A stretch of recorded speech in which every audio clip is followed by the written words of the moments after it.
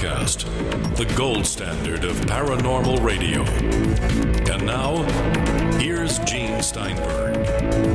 In recent episodes of the Paracast, I mentioned that Brad Steiger was quite ill, and later that he had gone into, unfortunately and sadly, a hospice.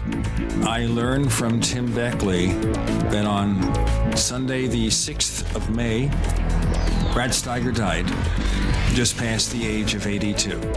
And we all know Brad Steiger as somebody who was an extremely prolific author on the strange and unknown, going back, I guess, to the 1960s. In fact, I think I was in high school, and this mirrors what someone else on the show is about to say. I think I was in high school when I first read one of his books. And there were so many about UFOs, but his were well written, a lot of fascinating information. And it just seemed to be like a torrent of books with the name Brad Steiger on them, one after another, with a lot of different topics, not just UFOs. He wrote books on ghosts, mysterious creatures, and so on and so forth. Now, when we put together the Paracast in the early part of 2006, we selected two people to be the original guests, the first guests on the show. One was Jim Moseley, and the other was Brad Steiger. And in talking with Brad, we told him that we were going to come up with a name for the show. We were working on some titles, and the one we mentioned was Paracast World. And Brad said, no, why don't you use the Paracast? And here we are, 12 years later. Now, I've invited people who were heavily influenced or very closely associated with Brad Steiger, being colleagues, friends over the years, and we can get more insights on this unique personality who wrote so many books. And I'll take our guests alphabetically. Jerome Clark, of course. We know him from the UFO Encyclopedia. There's a new edition that he's finishing shortly. He'll tell us about that. Don Ecker, once with UFO Magazine, now with the Dark Matters radio show for many years. Kevin D. Randle, also a very prolific author who's written, 300 or 400 books, Kevin? I think it's closer to about 2,000. And that's yesterday. Yeah, that was this week. That sounds like Cal Korth. Yeah, that's true. The number's somewhere around 125, I think. 125. You're getting up there. I'm working on it. Isaac Asimov did 150 or 175? If you count the books that he edited and co-authored and things like that, it was something over 400. Whoa. And there's a romance writer who did 700 books. Well, the guy who wrote the novels under the title The Shadow, Walter B. Gibson, who wrote most of them under the name, I think, Maxwell Grant, he wrote 300 novels about the Shadow. Well, the Shadow knows. Kevin. Yes. You wrote a little obituary about Brad Steiger on your blog, and you, I guess, became acquainted with his writings around the same time I did. Can you tell us more? I also was in high school. I remember reading Strangers in the Sky, sitting in a study hall one day. And as I said in the blog, I didn't really spark my interest in UFOs, but it certainly solidified it in some fashion and inspired me to do more with my research into UFOs, which has expanded exponentially from them. And I think some of the discussions I had with Brad about UFOs and the paranormal also helped kind of guide me into some of the lanes that I have selected during my writing. How'd you come to first meet him? I think I've told this story many, many times, and people might be getting a little tired of it. But when I was in college at the University of Iowa, I had a friend whose family owned the Baskin-Robbins store, and we would go to the back of the store to study. And he told me that he had a friend, they were from Clinton, Iowa, and he had a friend named Warren Smith, who wrote UFO books. And Warren Smith knew, and Brad Steiger actually collaborated on any number of books, and told me that Brad Steiger, the guy, Brad Steiger's really name was Eugene Olson, and he taught college in Decorah, Iowa at Luther College. And I was working on something that did with the strange disappearances like Oliver Lurch and those sorts of things. And there was a story that Brad had published in one of his books about a kid in Wales who had vanished in circumstances similar to those of Oliver Lurch. Knowing that it was Eugene Olson, knowing that he lived in Decorah, Iowa, I called directory assistance and asked for Eugene Olson's phone number, and they gave it to me. This is for all you youngsters out there. This is before we had the internet and Google and all of that stuff. You had to call directory assistance. And I called him, very cordial on the phone, told him what I was working on, what would go on. He said, "Oh, don't use that story. It's a hoax." I found out it was a hoax. And that was kind of our beginnings, was that conversation. I talked to him decades later in about that and asked him if he remembers. So I remember that very clearly. And I guess he was kind of excited that someone from Iowa had called him to talk about UFOs or the paranormal. But that kind of grew from that phone conversation, only because I knew his real name at the time. I say real name at the time, it was Eugene Olson. He legally changed it to Brad Steiger at some point. I think it's more and more common about people who adopt pseudonyms because it makes it easier to cope with all the paperwork and to talk to people who are members of your family and friends, but also people from the public. Well, I adopted some pseudonyms only because of the publisher wanted to publish more of my books more frequently and didn't want to have them competing with each other on the newsstand. So I wrote under the action adventure books. I wrote as Steve McKenzie and Kat Brannigan. And no, I did not pick the name Kat Brannigan. The publisher picked it. But I think there's all kinds of reasons people pick pseudonyms. And I know with Brad Steiger, he was an admirer of the actor Rod Steiger, so he picked a name that reflected his admiration for that particular actor. What was your general impression of Brad Steiger as investigator, writer, and someone who influenced you?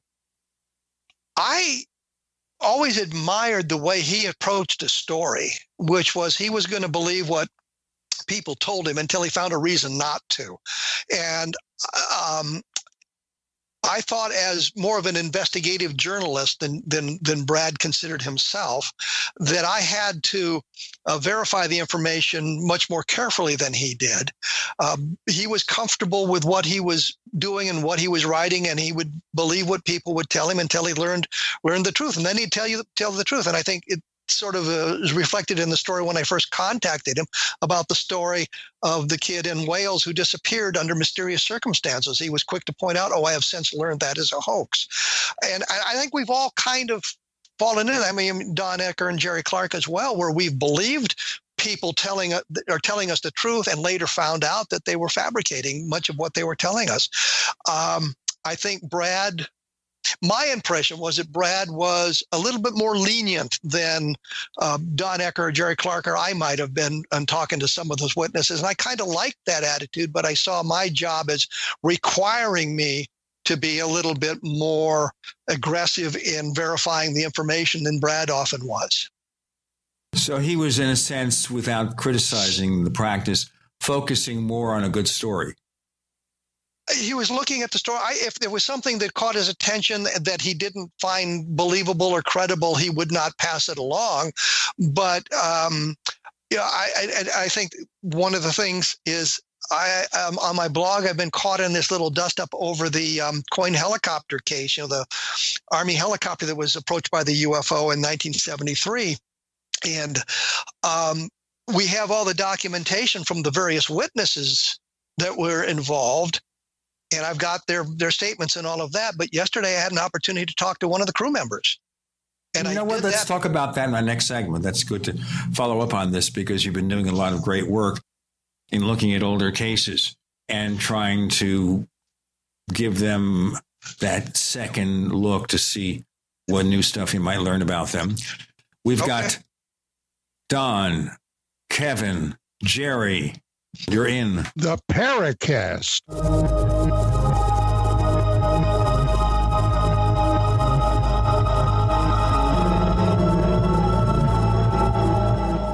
We also have swag. We have all these exclusive Paracast things that you can buy. We've got 60 or so different items, and entails T-shirts, sleeves for notebook computers, iPad cases, mouse pads, the Paracast Jumbo tote bag, all sorts of T-shirts and jackets and stuff like that for men and women. We have a Paracast aluminum water bottle. All this stuff, you go to store.theparacast.com, store.theparacast.com. What makes it special is that the items are the best quality, great T-shirts, fabrics, and they have our official logo on them. That's what makes them special, in multiple sizes and colors. We even have stuff for children, stuff for women, stuff for men. We have all sorts of sizes, like small up to X large. A lot of good stuff. That's the swag from the Paracast. You go to store.theparacast.com, stop by, and take a shopping tour. Have you checked your Google search results lately? Search results are usually the first impression that people form of you or your business. So make sure that they create a positive impression with ReputationDefender.com. What the internet says about you can have a big impact on your life and your livelihood, even if it's not true. Fortunately, you can now control how you look online and in online search results with ReputationDefender.com. Call 800-831-0771 now. That's 800-831-0771 for your free reputation analysis. If you have negative material from an ex-employee, upset patient, or former client, newspaper article, legal issue, social media, or other source showing up in your search results, you can combat it with ReputationDefender.com. Our dedicated experts in patented technology can help make your online search results look their best. Call 800-831-0771 to learn more. 800-831-0771. That's 800-831-0771. Or visit ReputationDefender.com. It's a no-brainer. A Big Berkey water filter is the one you need, period. You need a water filter that removes chlorine, fluoride, pharmaceuticals, BPA, and other endocrine disruptors, pesticides, bacteria, viruses, and much more, right? And does it all at only 2 cents per gallon. Get the original, most trusted name in gravity water filtration, Big Berkey. And now GCN listeners receive 5% off ceramic filter systems using code GCN. Call or click 1-877-99-BERKEY or BigBerkeyWaterFilters.com. That's 1-877-99-BERKEY. Warning, if you're drowning in debt you can't afford, do not let the credit card companies trick you into thinking that you have to pay it all back, because you don't. What the credit card companies don't want you to know is that there's actually a way to get debt-free without paying off your entire debt or going bankrupt. If you have $5,000 or more in credit card debt, you now have the right to let us settle that debt for a fraction of what you owe. For free information, call Credit Associates now. 1-800-959-5759. We'll even show you how much money you could save. If you can't afford to pay off all your debt, do not let the credit card companies trick you into thinking that you have to. Call Credit Associates now for free information on how to get debt-free faster than you ever thought possible without debt consolidation or bankruptcy. We depend on your success and offer a guarantee, so there's no risk. For free information, call now. 1-800-959-5759. That's 1-800-959-5759. 1-800-959-5759. You haven't experienced yogurt until you've tried a Mossy, embodying health and flavor in a true whole milk, green-fed dairy beverage. Every sip pays homage to our old world cows and the ancient culturing methods their milk benefits from. With over 30 probiotics, a Mossy's undeniably nutritious, refined, cultured sensation bolsters your health and awakens your passion for dairy. A Mossy's so good, and you need to try it. Contact your Youngevity distributor or call 877-878-4203 or go to gcnteam.com. We'd like to hear from you. If you have a comment or question about the Paracast, send it to news@theparacast.com. That's news@theparacast.com. And don't forget to visit our famous Paracast community forums at forum.theparacast.com. We're doing kind of a memorial or observance of the life and times of Brad Steiger with Kevin Randle, Don Ecker, Jerome Clark. We'll hear from Jerry next. And you were talking about looking at some of the older cases like the coin case. And you talked to somebody yesterday about it? I talked to one of the crew members yesterday afternoon about it, but the point is not that I'd done that, but I had all the documentation. I just wanted to get the guy's own words. And I think Brad often would take the documentation and run with it without verifying the words. And what I verified yesterday was exactly what was in the documents, but I would think it was taking an extra step that Brad sometimes didn't take. And I think that, I admired the way he did his job as he saw it. And I kind of wished I could do the same thing, but I never felt I could. And it's not a criticism of Brad, it's an admiration for the way he actually conducted his business. Jerry, how did you first come in touch with Brad Steiger? I read a book which Kevin mentioned several minutes ago, Strangers in the Skies, which was the first time I encountered the name Brad Steiger. The book was published in 1966, and I reviewed it not very favorably for Fate magazine. That's how I heard from Brad, and he was actually quite nice about it. I wrote back to him, if someone's nice to me, I'll be nice to that person. So, and he was just such a gracious guy. You know, he was, all the things that Kevin says, I think, are quite insightful. I think that he mostly thought of himself as a storyteller. He liked to tell stories, and he was a good writer. And he told them well. You know, I didn't know him all that well personally. I met him several times, each time under happy circumstances, and had a just great time with him. But, you know, I think Kevin and I probably have harder edges around us and are more skeptical. And I think that Brad privately wasn't any kind of foolish, gullible doofus. But as Kevin said, he just tended to take things, you know, he tended to trust people on some level. And I think that generally, you know, Brad had a kind of more positive, you could call it New Age, not the really stupid end of New Age, but just generally a more kind of optimistic personality.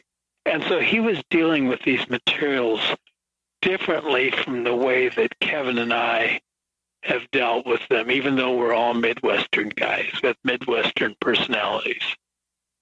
My experiences with Brad were nothing but happy, and he was the guy who made it possible for me to be a writer and never make any sizable amount of money. So when I wanted to publish my first book, he told his agent, his New York agent, and we got the first book which I wrote with Lauren Coleman, published, The Unidentified, in 1975. And so Brad was the guy who got me started, and to whom I owe everything. And so when he died, it made me very sad. I know at Fate magazine, you were, what, an associate editor or something? No, I started working for Fate, I think in 1970, and then I moved back to Minnesota, and then I came back to Fate in 1976 and worked there until it was sold, which was I left at the end of February 1989. So I had two shifts at Fate magazine, the first between 70 and 71. But I just think that Brad was a guy who was able to ride the wave. And what happened was that in the mid-'60s, there suddenly was revival of interest in anomalies, the paranormal, occultism. And Brad had always been interested in those things. And I think that he saw this as an opportunity to write about what he wanted to write about, live the kind of life he wanted to live, and that's what he did. And he was successful. He had many friends. God knows how many books he wrote. 170. 170. Okay. And I don't know how guys write like that. I've been at this all my life, and I've written just maybe 20, 25 books. I can't even count them. And but Brad he was always busy. He had a great work ethic. Sounds a bit like Nick Redfern, where every single day he would continue to work on a book. Yeah. Maybe Redfern is kind of the next Brad Steiger, but I don't think anybody's going to replace Brad. What should we, as people who follow the literature or the investigation of the world of the paranormal, what should we take away from Brad Steiger? That's a good question. Because when I think of Brad, I don't think I've read one of his books after about 1980. And so I didn't read Brad. I knew what was in Brad's books.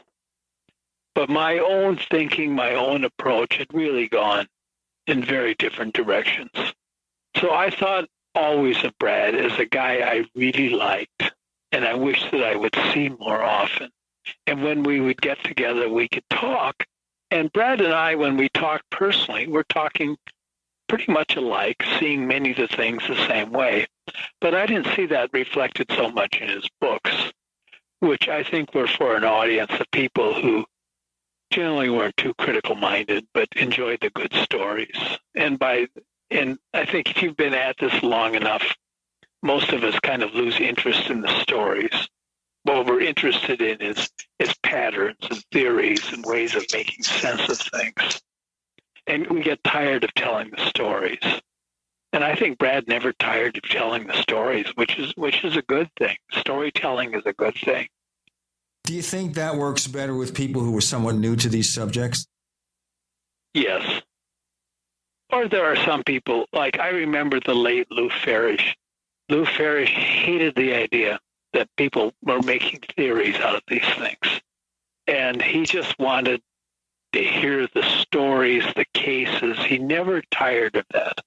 But to me, and I think Kevin and Don, I think this is true. I'm not speaking for you guys, but generally, as thinkers, as people who try to see patterns in things and make sense of things, eventually we're drawn to hypothesis making. How does this little item fit in the larger picture? And really that becomes what you're interested in at a certain point, if you're thinking hard about these things. And I think Brad thought about them. It just wasn't so much reflected in what he wrote. Don Ecker, under what circumstances did you encounter Brad Steiger or his work? I first encountered Brad back in the very late 1980s or the beginning of 1990. Now, at that time, I was the director of research for UFO magazine, and I, of course, was very familiar with a lot of the work that Brad and his wife Sherry had put out. Let's do our break here, and we'll continue with Don Ecker. We have Don Ecker. We have Kevin Randle, Jerome Clark. I'm Gene Steinberg. You're in the Paracast.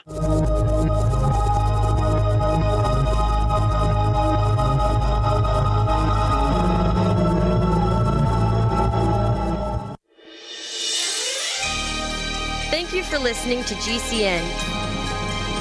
Be sure to visit GCNlive.com today. This is Dan Pilla. Do you owe the IRS money you can't pay? Are tax debts crippling you? I've defended people from the IRS for over 30 years. I've helped thousands, and I can help you too. I wrote the book on IRS settlement, and I'm telling you, there's no such thing as a hopeless case. Call 800-34-NO-TAX to finally get free of IRS debt. With the IRS's new programs, there's never been a better time to solve your problem. Call 800-34-NO-TAX. That's 800-34-NO-TAX, or my website, danpilla.com.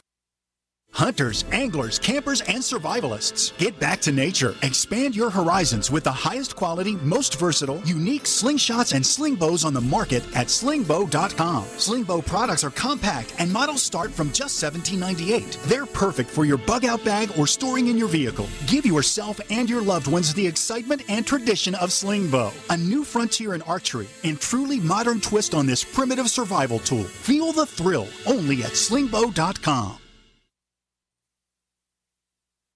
For over 5 years, you've been hearing about the Berkey guy, so you may know a few things about him. For example, you are well aware of the superior quality and effectiveness of Berkey water filters and accessories. But did you know the Berkeys have had independent lab tests done to prove just how effective they are? It's true, and he can email you the test results. Just visit goberkey.com. You may also know that the Berkey guy has helped tens of thousands of people get better prepared. Now here's something you may not know. GoBerkey.com has amazing specials and deals all the time on a wide variety of survival and preparedness products, most ready to ship same day. Visit the Berkey Guy at GoBerkey.com and be sure to click the red Products on Sale Now button. You can always call toll-free 877-886-3653. Again, that's 877-886-3653.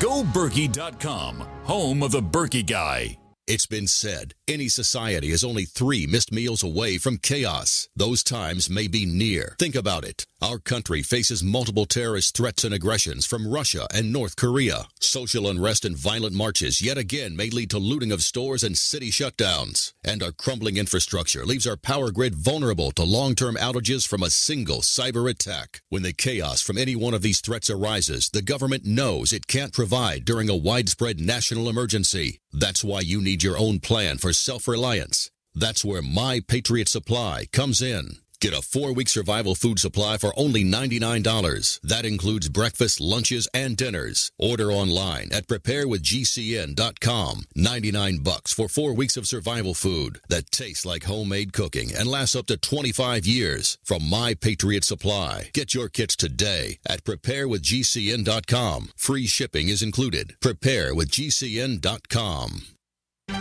With uncertain times in the United States, it's only prudent to consider storing precious metals in a safe place outside of our borders. At Miles Franklin Limited, we have done just that for you. Partnered with the most respected storage company in the industry, Miles Franklin Limited is proud to offer the only fully insured private safe deposit box system in North America, held in Vancouver and Toronto. Send us your previously purchased precious metals, or have one of our brokers help you purchase something new. Questions? Please call one of our experienced brokers at 866-485-4346. Solid foundational storage partnered with the most respected name in security. That's Miles Franklin Limited. Celebrating our 29th year in business without ever receiving a customer complaint. Call us at 866-485-4346. Again, that's 866-485-4346. Miles Franklin Limited. A name you can trust.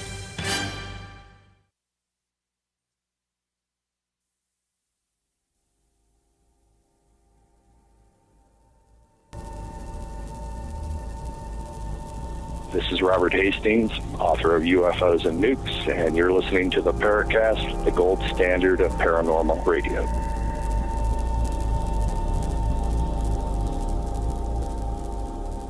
We have Don Ecker, Gene Steinberg, Jerome Clark, and Kevin D. Randle doing an observance of the life of Brad Steiger, who passed away on the 6th of May. And Don Ecker was telling us how he first came in touch with him while he was working on UFO Magazine. Don, continue. Are you sure? Yes, sir. Okay.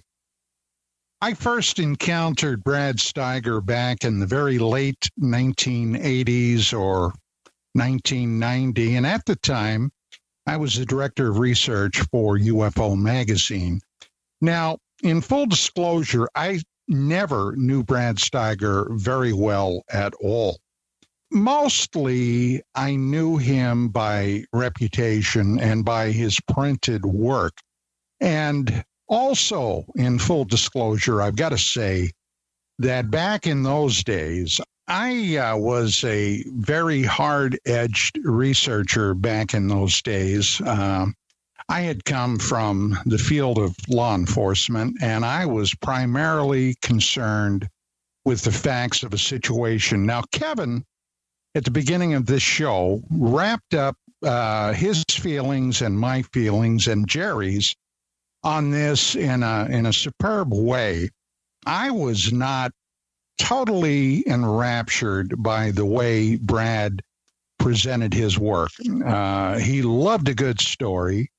And let's face it, a good story is a lot of fun. But at that time, I looked at this in an entirely different light. I was in it to try to crack through to find out what in the world was behind the phenomenon of unidentified flying objects. Now, I also have to say that Brad, although he was a well-known paranormal researcher, was never considered one of the top UFO researchers.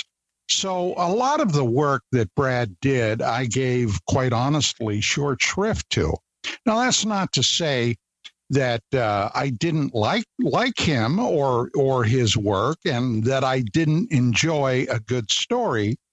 But the fact of the matter was, when it came to the thing that I was primarily interested in, which was researching the UFO topic, I didn't think that I was going to hold Brad in real high regard in that aspect of the phenomenon.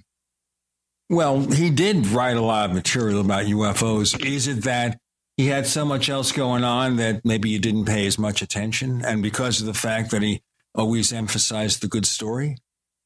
I don't know if that was it or not. Back in those days, you will have to remember, and perhaps you didn't know this, I don't know.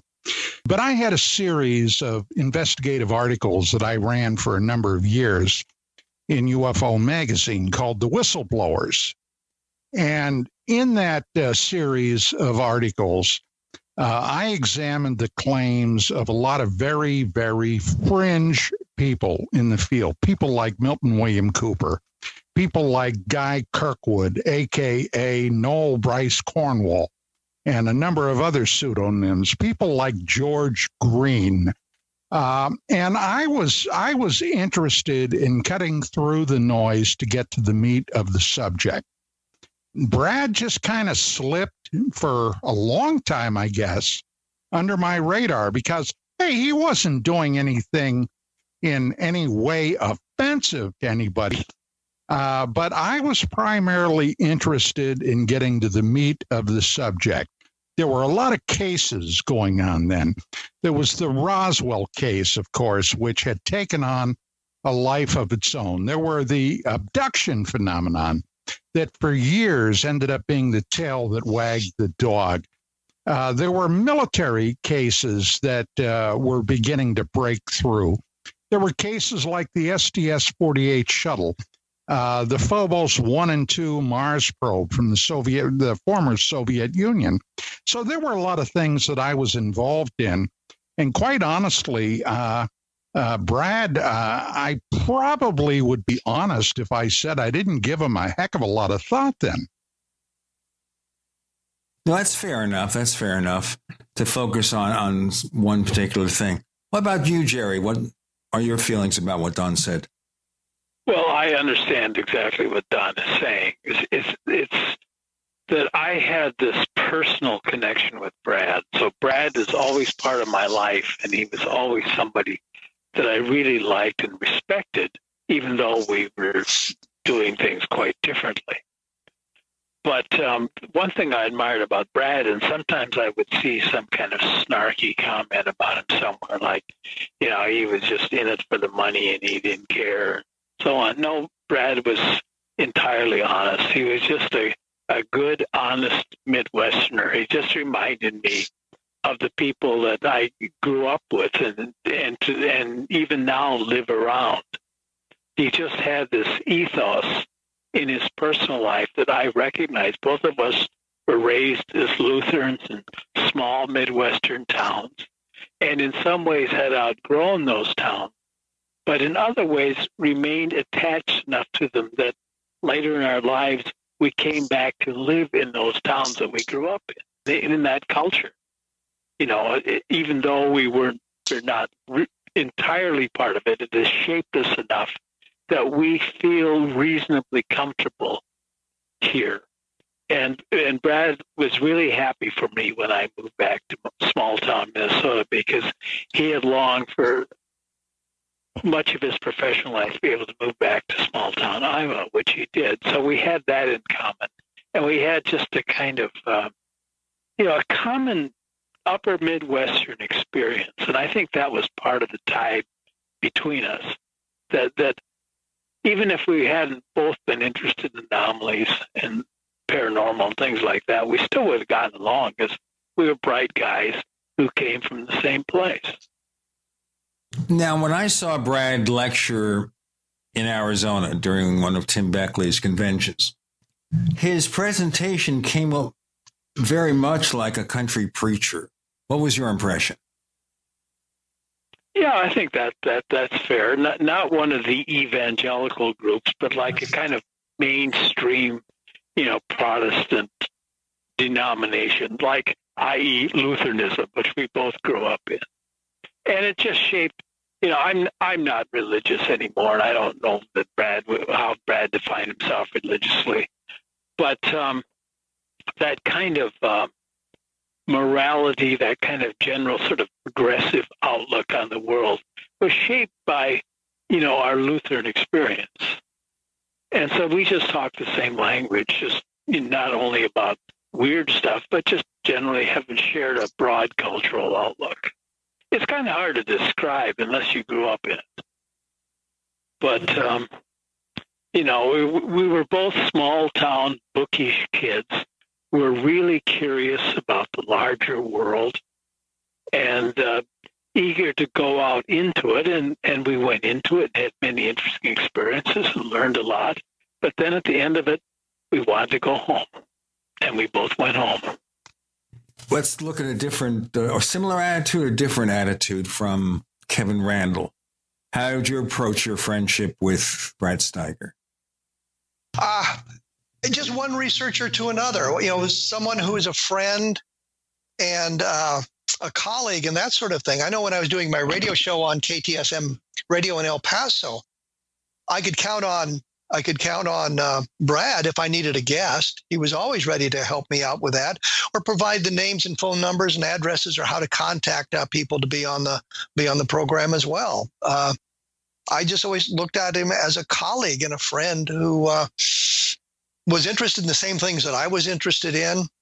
Although his interests were delved into some aspects of the paranormal that didn't particularly interest me. Let's do our break here, and we'll continue with Kevin Randle, Don Ecker, Jerry Clark. You're in the Paracast.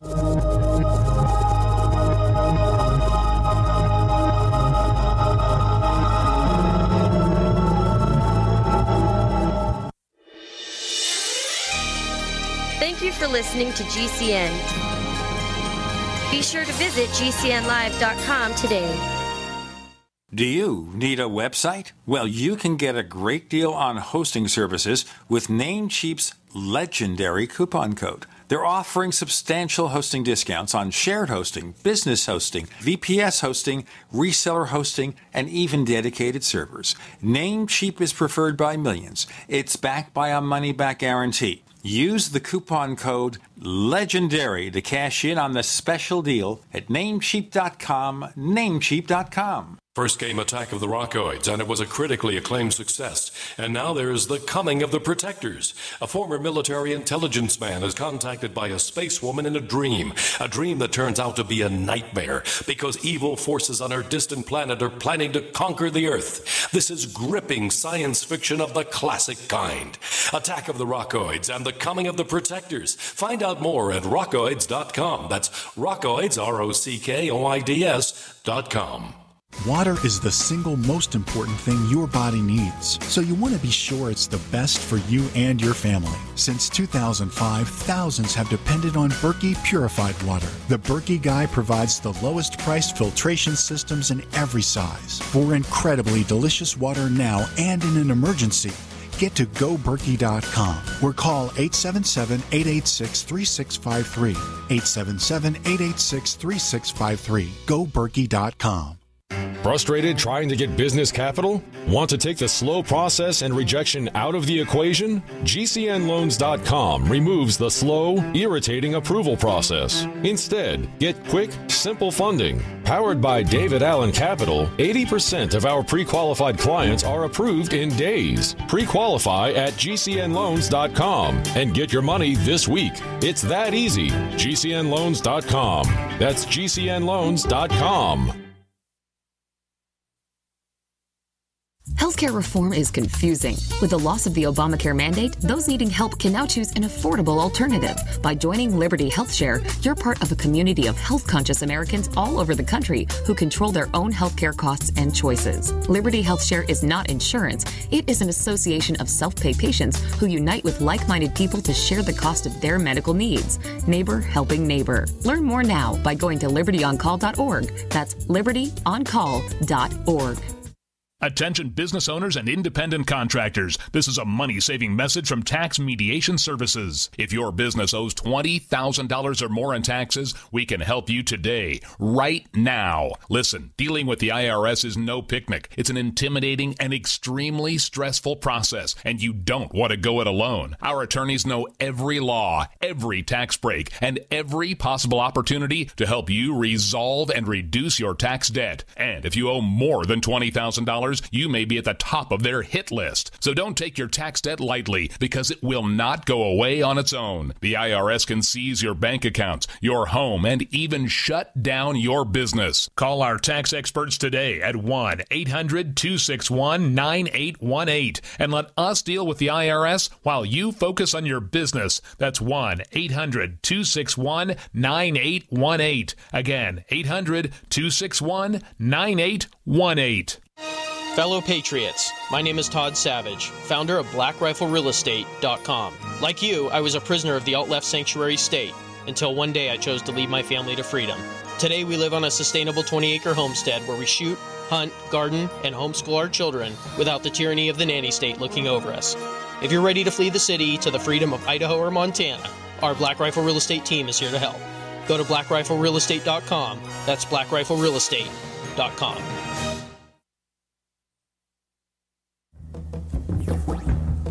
Hi, this is James Fox from Chasing UFOs. You're listening to the Paracast, the gold standard of paranormal radio.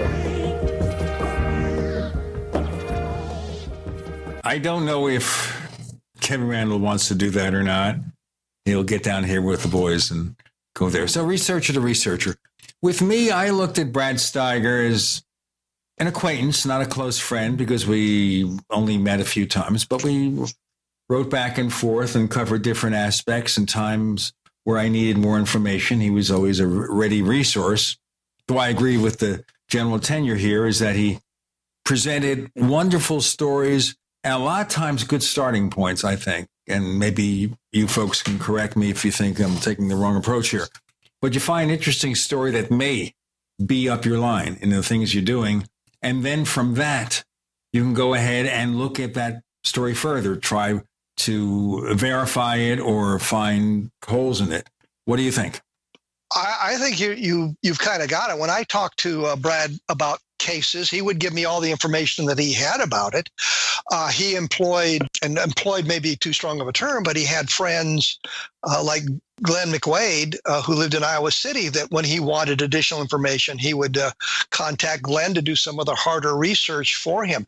So I didn't want to give the impression up front that Brad would just listen to the story and that would be the end of it, because I know there were cases, one of them here in Iowa in 1969, where two young girls, teenage girls, saw an object that hovered over a bean field and caused damage to the beans. And Brad asked Glenn McWade to gather soil samples, and Glenn McWade was able to have those sorts of things analyzed. So he didn't just sit there in his armchair looking at this. He did take it to other dimensions based on what was available for him to explore. So he did his homework, and I don't want to give the impression that he was just willy-nilly about this sort of thing, because he did care about getting the facts right. It was just that his, I guess, impression of the human race or the goodness of the human race was that most people would be honest in what he told them, and he would accept those sorts of things until he found out otherwise. And I think he was always disappointed when he learned that somebody had not been as honest as they could be. But he did his homework, he did his research when he could. He did go out into the field to investigate, and he had friends that he collaborated with on some of these investigations. So it wasn't just sitting around looking for the good stories, but also verifying aspects of the good stories. When he was talking about the girls in the bean field, he talked to the parents, he talked to the girls, he had the physical evidence analyzed and published the information about that in his book. I know somebody in a kind of a review of Brad Steiger's work had said, well, he's lying about the pseudoscience. And I never got the impression he was lying about anything. He would report what he believed to be the truth. It may not have been grounded in reality. We've all been caught in that, where we believe something that turned out not to be true. But he he would not publish anything that he didn't believe to be the truth. And he could be wrong, and we've all been wrong on those sorts of things. So I think that, that's an important point to make. He got us all interested in the topic, or kept us interested in the topic, and he helped us when he could, or when we asked for that help. I know that he called me a couple of times and asked me for help on things where my expertise was needed. And I was always more than happy to do that. And I kind of took that away from him as well, that if people contact me about UFO cases or things like that, I try to provide the assistance when I can.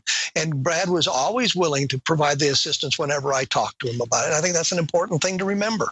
Jerry, you have a comment? Yeah, I think that's exactly right. I think that Brad didn't have a dishonest bone in his body, and he was a generous and kind man.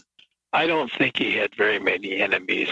It's pretty hard to go through life and not, have occupy some space in public attention, as Brad did, as Kevin does. And, all of us who write and our names are out there, we all have people looking at us and paying attention to us. And whether we want to or not, we end up making enemies. I think that Brad, for all his public visibility, had remarkably few enemies. You really had to go out of your way to be an enemy of Brad Steiger. And anybody who says that he was lying, he was shading the truth, he was dishonest, that he was anything other than who he appeared to be, is a fool or a liar. Well, and I'd like to just append one thing, too, is if you go back and you pick a movie you like, pick a book you like, read the reviews of it that you can find all over the internet, and no matter how careful you've been in the book or what you've said in the book, you're going to offend somebody some way.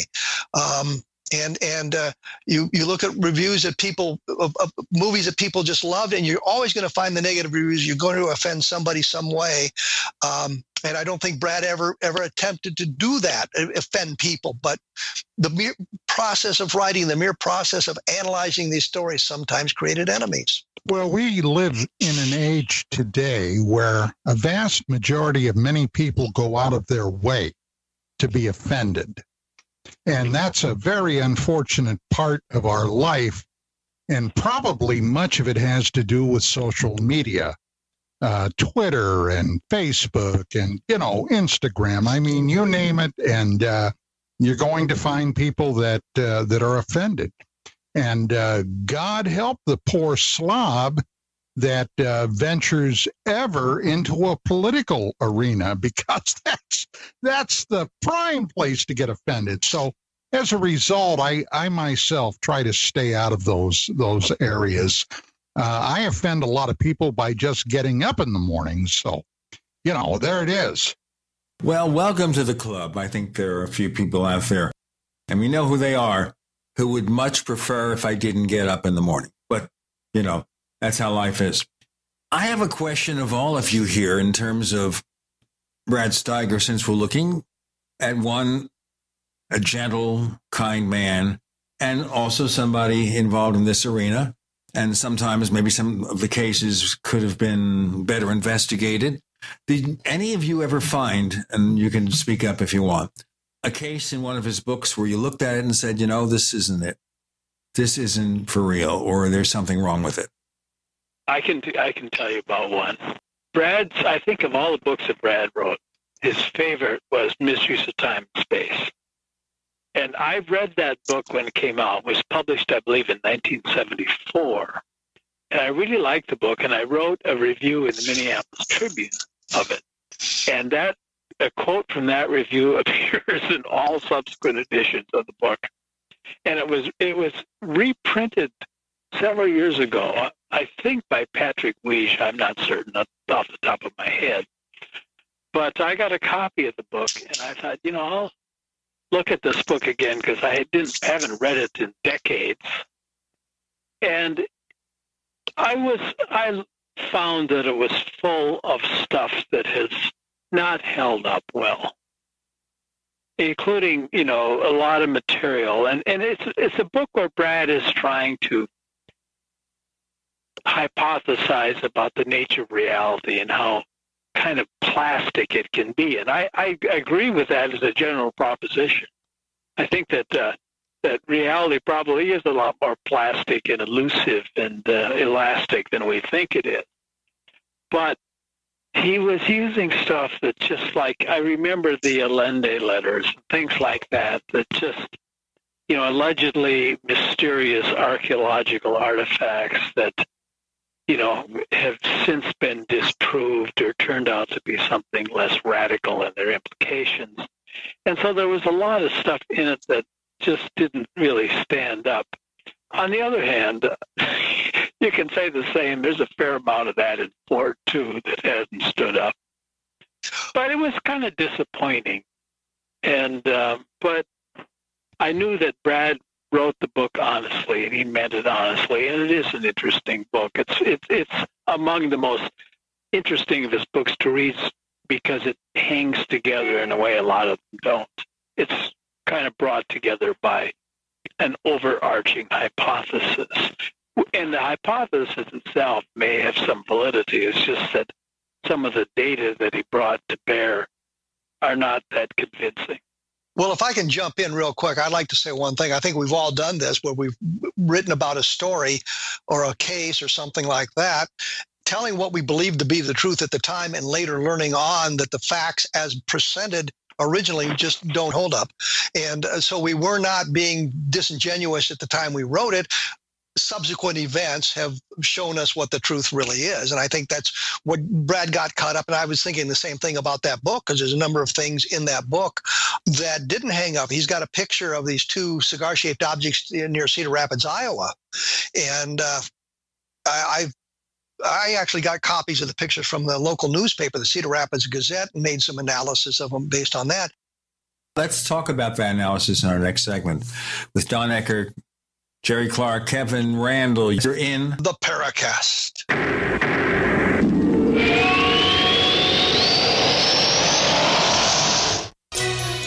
Thank you for listening to GCN.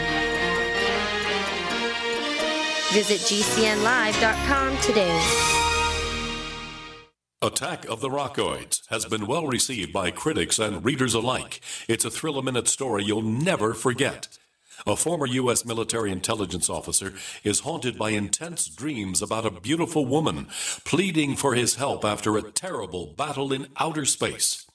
But the dreams turn out to be true and thrust him into a telepathic love affair with a woman whose faraway planet is intent on destroying the Earth. And now the gripping tale continues in The Coming of the Protectors. It's the second book of the Rockoids trilogy, a galaxy-spanning adventure that pits our hapless heroes against powerful, fanatical enemies that threaten the lives of freedom-loving beings everywhere. Attack of the Rockoids and The Coming of the Protectors, classic science fiction at its best, available now. For more details, visit rockoids.com. That's ROCKOIDS.com. Looking for that edge during those intimate moments? We see many ads for enhancement, but the side effects include death. At GCN Team, we should change the Healthy Body, Brain, and Heart Pack to the Healthy Libido Pack. The brain and heart are not the only organs that require a healthy vascular system. For proper blood flow at the right moment, go to GCNteam.com or call 877-878-4203. That's 877-878-4203. That's 877-878-4203. Homemakers. Groceries by mail ships free. Try our amazing bacon. It stores in your pantry. No refrigeration required. Our value-added packaging provides a 10-year shelf life and protects the leanest, thickest, center-cut, fully cooked bacon in America today. Ready to eat right from the pouch or warm and serve. Always priced less than grocery for your everyday use. Savory and delicious. Order today at readytoeatbacon.com. readytoeatbacon.com.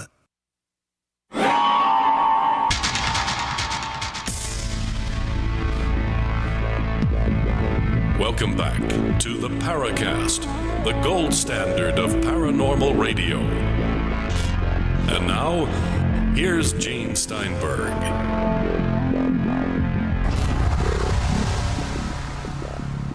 Kevin, continue on that particular case with the photographs. So I had been looking at the photographs, and later on, I did some analysis about the person who took them and discovered that he was a semi-professional photographer, and he loved making up a photographic evidence that wasn't there. It's clearly what he'd done. The photograph is faked.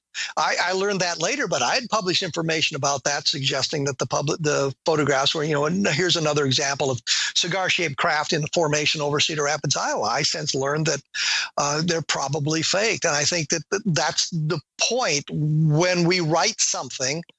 And I'm going to include Don Ecker and Jerry Clark in that. When we write something, we believe what we're writing to be the truth at that time. We may later learn that it isn't accurate. It's misinformation, that we've gotten some bad information somewhere. But when we first put it down on paper and we publish that information, we're giving you the best information available at that time. I, as a broadcaster, having done it now for decades, am on a number of lists where when a new book will come out, they will send me a copy with the hopes that I will get in touch to have the author on my radio shows.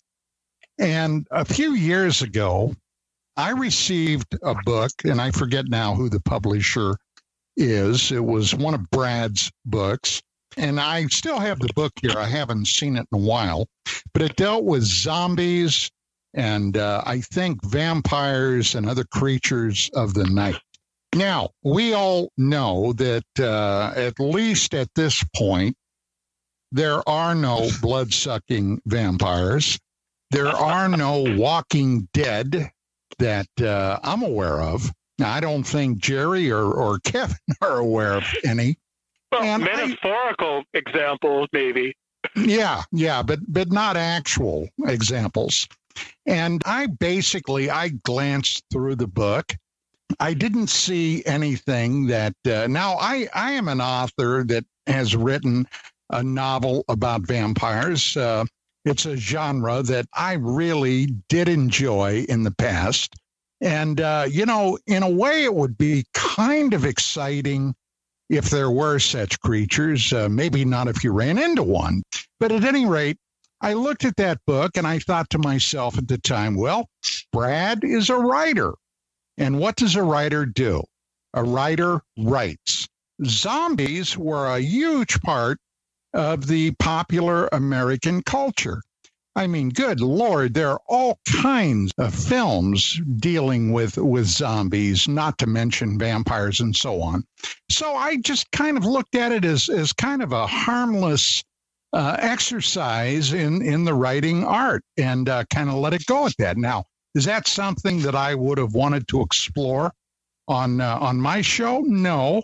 But, hey, you got to give that guy props. By golly, he was a writer. Not necessarily what I wanted to read, but he was a writer. One thing that Kevin and I and Brad have in common is the same publisher who published that book. My experience with that publishing company was nothing but happy. They're honest people, good people. So I'm not knocking the publisher. But at one time I was talking with the publisher about a book project. And he absolutely insisted that the book that we were talking about, my writing, include zombies and vampires and werewolves. And I said to him in a polite way that I have no interest in that subject. I have no belief in those things. I am not even interested enough to write about them from a point of view of folklore or legend. And that was the last book that I didn't publish with that publishing house. But I don't know if those things genuinely interest him or not. But I think you make a good point, Don, that he wrote what you asked him to write within reason. And I just can't do that, which may explain my bank account. Well, I think, Jerry, you've made a point that I was been trying to make, and the difference is Brad was a writer, but we sometimes see ourselves as investigators or researchers, and there is a difference there. Brad was given an assignment to write a book, and he would gather the information and write the book as best he could about it. And we would look at some of those suggestions and say, no, I just really don't want to do that. Yeah. Coincidentally, Daniel Cohen died the same day that Brad died. And Dan Cohen was a guy who was about as prolific as Brad. In fact, his obit is in the New York Times today. And Cohen is known, besides his reputation as a writer, as a guy whose daughter was killed in the Lockerbie terrorist bombing, back, I believe that was in 1988. And anyway, I knew Cohen, and Cohen wrote a number of books on weird stuff, but from a kind of genial, skeptical distance. But he was as prolific as Brad. The New York Times said that he published about 200 books before he died. And he and Brad were mining the same territory. They had this in common, is that if you asked them to write it, they would write it. And both of them wrote books on a variety of subjects. And, Cohen, who I used to know many years ago, would write books on dogs and kids and all kinds of things. And then when he wasn't doing that, he'd write a book about UFOs or monsters or something. And, some people can do that. I can't do that. And neither, I think, that can Kevin or Don. It's just in the genes or something. But if I might interject a personal story here, as I was attempting to become a writer and had found an agent to work with me, she called me one day while I was at work at a real job and said that she had a publisher interested in books on the Green Berets. Could I write those? And I said, of course I can. And I'm thinking at that time in my writing career, if she'd called and said, can you write books about nurses in hospitals? I would have said, of course I can. And that is looking at the point of view, I want to be a writer. That's what I want to do. And here is an opportunity to do that in this arena. And of course, we were talking about books of fiction as opposed to books that we consider nonfiction. So, there is that distinction as well. My fiction is clearly labeled as fiction, and and some of the other writers out there whose books really aren't nonfiction are more closely aligned, I guess, with fiction, are labeled as nonfiction. But I mean, the point simply is, you have to look at, do you want to be a writer or do you want to be a UFO investigator or researcher? And when I put myself in the arena of being a UFO researcher, the attitude changes from being a writer. It's now I'm a researcher. I have to get the best information available. And I think Jerry's absolutely right. Brad Steiger was a writer, and he would write what he was asked to write by the publisher. That's an interesting issue. I think that Nick Redfern is similar to that, where his publisher will ask him to write books. Jerry? Yeah, I think that I find that just temperamentally, I just have a very hard time doing something I don't want to do. And writing about subjects in which I have no interest or possibly even am out of sympathy with is just something that I can't do. Well, I was just amazed talking with Brad about how he was always writing all the time, all day long. I thought, God, Brad, aren't there other stuff? There are so many other things to do. I have to put my writing interests with all my other interests, which seem only to expand the older I get. Well, I first started writing books about consumer electronics, the internet, things like that. My first published book was using AOL or using America Online. It went under both titles. And originally we had a co-author, and the co-author kind of flaked out. So I ended up getting the entire assignment myself. And for probably 5 or 6 years, I did extremely well doing that. But, this is assembly line writing. I'll tell you more about it in a moment.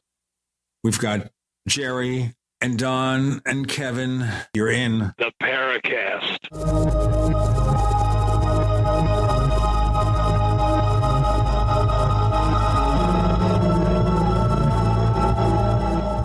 Neighbors, we've made such a deal with HelloFresh, and it means that everyone listening to this show can receive $30 off your first week of deliveries when you go to HelloFresh.com and use the offer code Paracast30. With HelloFresh, you can choose the delivery day that works best for you. They've got a wide variety of chef-curated recipes that change weekly. And can you imagine me cooking Japanese panko chicken? It makes me feel like cook. I'm a chef. It means also that you could actually get your meal cooked in 30 minutes. For busy people, this is perfect. The simple recipes include step-by-step instructions so even I can figure it out. Go to HelloFresh.com, use the offer code Paracast30 to get $30 off your first week of deliveries. HelloFresh.com. I tried other brands, but I came back to My Sunshine. For the best hot or cold pain relief, get the best. Get a Sunny Bay heating pad. Sometimes life can be a pain in the neck or back or shoulder. And the best relief for that pain is a Sunny Bay heating pad. Did you know that the American College of Physicians said that one of the best ways to treat muscle pain is heat therapy? Sunny Bay heating pads are handmade with high quality, can be used at home or at work, and have a lifetime 100% positive rating on both Amazon and Etsy. Why take another pill? Many people use our Sunny Bay heating pads alone and got rid of the neck pain. Long distance travel or long hours in front of a computer can take its toll on your body. See why our homegrown small business at sunny-bay.com has tried to help people just like you. Get your Sunny Bay heating pads at sunny-bay.com. That's sunny-bay.com or call 253-678-1361 for hot and cold therapy. sunny-bay.com. This is Fred. Hi, I'm Fred. Fred's a repeater. I tend to repeat. Fred has a business. I do have a business. And a problem. Fred repeats the same tired advertising over and over, and now it doesn't work. Over and over. But Fred is about to see a vision. I'm seeing a vision. Advertising on the Genesis Communications Network is the smart way for Fred to reach his potential customers with the most affordable national advertising rates, period. Get started today with GCN, the Genesis Communications Network. Just email advertise@gcnlive.com.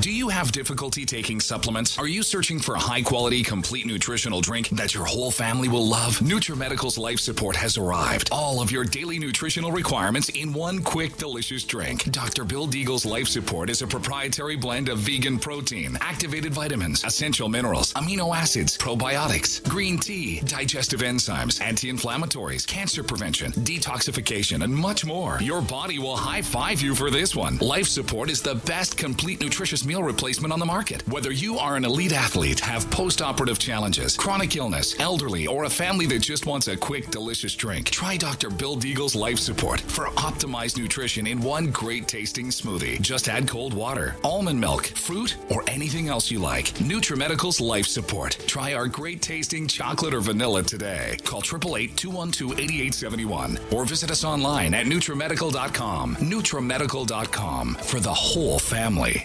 Want revenge on the common housefly? Well, after 10,000 years, someone has finally come up with a better way. The Bug Assault, a miniaturized shotgun, which utilizes ordinary table salt as ammunition. Non-toxic and no batteries required. So much fun, you'll forget you have a wife and kids. $39.95 and free economy shipping. Use discount code GCN and get an extra 10% off your purchase at bugassault.com. Fire your fly swatter. Get your Bug Assault today. We'd like to hear from you. If you have a comment or question about the Paracast, send it to news@theparacast.com. That's news@theparacast.com. And don't forget to visit our famous Paracast community forums at forum.theparacast.com. So these books, I don't know if they had a following, but they sold enough to earn real royalties, to earn out. It reached a point in the late 90s where that way of earning a living began to kind of fade. You didn't get the same advances from the publishers. I'm talking occasionally to people today who still write those books, and they say they get a fraction of what they used to get.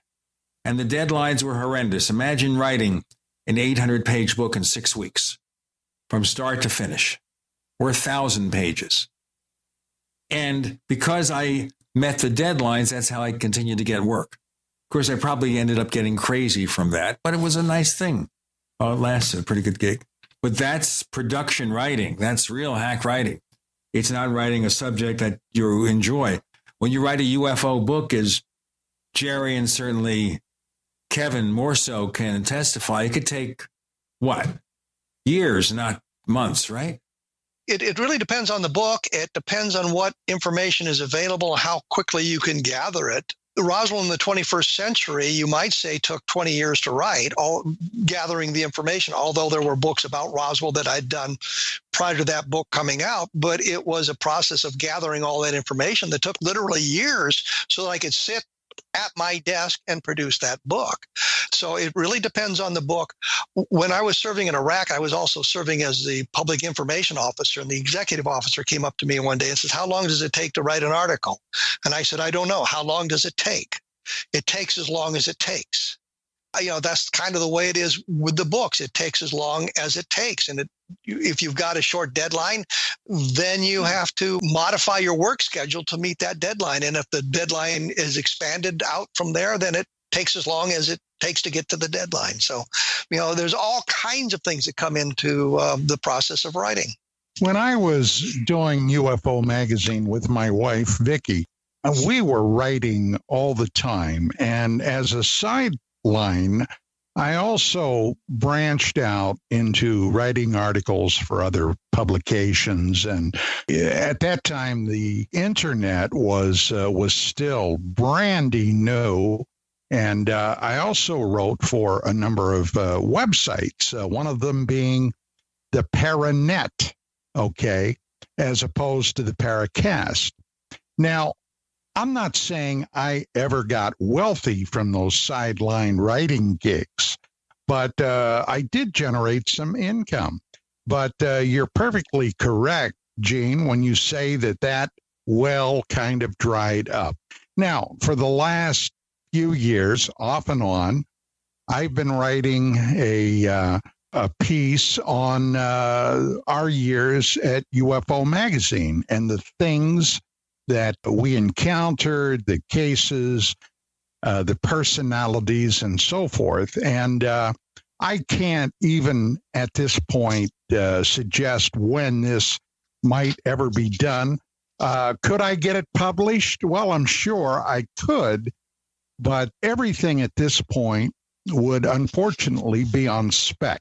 There's nobody that I'm aware of that would be interested in these days paying in advance on that. And by the way, gentlemen, if any of you have any suggestions, believe me when I tell you I'm all ears. But everything these days seem to be on spec. Even when you get the project completed, there's no guarantee ever that we'll see the light of day. It's never a good time to be a writer, and I think that these days is the worst time ever to be a writer. It's just the odds are stacked against you, and I had decided a few years ago not to write another book, and this one fell in my lap. I couldn't turn it down, but this is the end. I will continue to write because that's what I do, but no more books. Way too much work for way too little money, way too much stress for fun. And it's just drudgery and anxiety, and that's all it is anymore. Maybe I'm not speaking for Kevin, who somehow maintains a good attitude, but I'm just talking for myself. Well, I think that makes sense in a lot of ways, because a lot of people think that writers make a lot of money. And the real truth is they make very little money. Only a handful make the big bucks. The rest, well, I'll give you an example of this, and I've mentioned this before. We remember that book, Shockingly Close to the Truth, from Jim Moseley, which he wrote with Carl Flock. That book, I think they printed 4,000 copies, and they gave in advance to 2 authors of $4,000. The book never earned out, which means, of course, they didn't sell enough books to cover the advance they paid to Jim and Carl. $4,000. How long did it take Jim to put that book together, even before Carl got involved? It's the same thing. It's like, 30, 40 years of his life in having these things happen to him and putting together material that he incorporated into that book. What was it worth? Yep, I could tell many a tale of woe, but I've recognized that story. Jim used to send me his royalty statements for some reason on that book, and they were pretty depressing. Anyway, if you want to write a UFO book and you're hoping it'll be a huge bestseller, sorry, folks, ain't going to happen. There's a novel called, it's not a science fiction novel, it's a literary novel. It's called Men in Black, I believe by Scott Spencer. And the character is the main character is a it's like a writer who is trying to write literary novels and not making any money at it, just, living a hard life. And he decides, he's doing some TV show, and he runs into this guy who's written a UFO book. And so the guy decides that he's going to write a UFO book because that'll make him a bunch of money. He doesn't believe in UFOs. He's not interested in the subject. But he writes a book, and he makes a whole bunch of money. And I thought, I was reading that, and I thought, the guy who wrote this novel has never talked with a single UFO author. He doesn't know anything about what he's writing about. Everything about the book, which was well reviewed, of course, did not speak to the reality of what it is like to be a writer on some kind of fringe subject. There isn't money in it. And people who have made money, like Whitley Strieber, are just outliers. And they're people who come from outside this field. We'll discuss more of this in our next segment. I want to remind you about Paracast Plus, where you get a version of the show free of the network ads and the After the Paracast podcast. You get this for a low subscription price. It starts at just $1.49 a week. Our price, cheap. A magazine used to say that.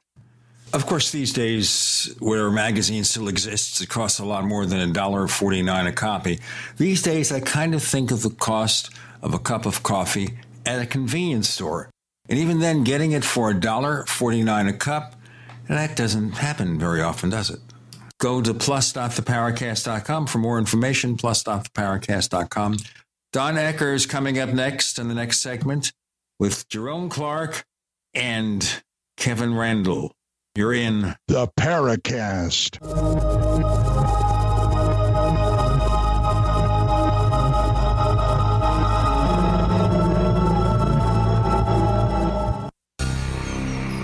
Thank you for listening to GCN. Visit GCNlive.com today. Bacon lovers, we ship free.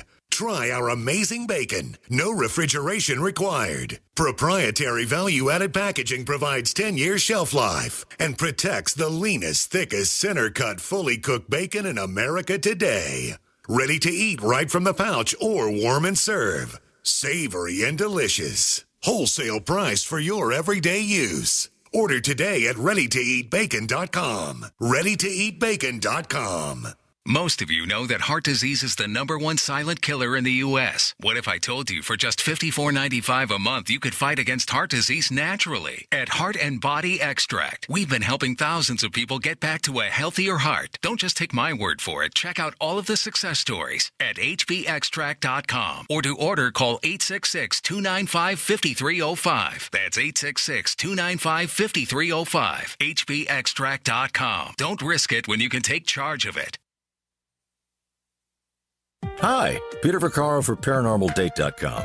Are you looking for love in all the wrong places? Now you have a chance to change that by signing up for free at ParanormalDate.com. This incredible dating site puts people of like minds together. People who are interested in the strange, the unusual, mysteries, ghosts, UFOs, and the afterlife, and so much more. ParanormalDate.com was developed for you, people seeking a viable alternative to the other dating services. You can join for free by going to ParanormalDate.com, and if you decide you like it and want to connect with people, use the code GEORGE for a substantial discount. Mark Rawlings, president of ParanormalDate.com, says so many people hunger to share their experiences about the paranormal, the unexplainable, or the afterlife, and so much more, and this is the source for them to meet and share that common interest. So sign up for free at ParanormalDate.com, ParanormalDate.com, and use the code GEORGE if you decide to connect with someone you like.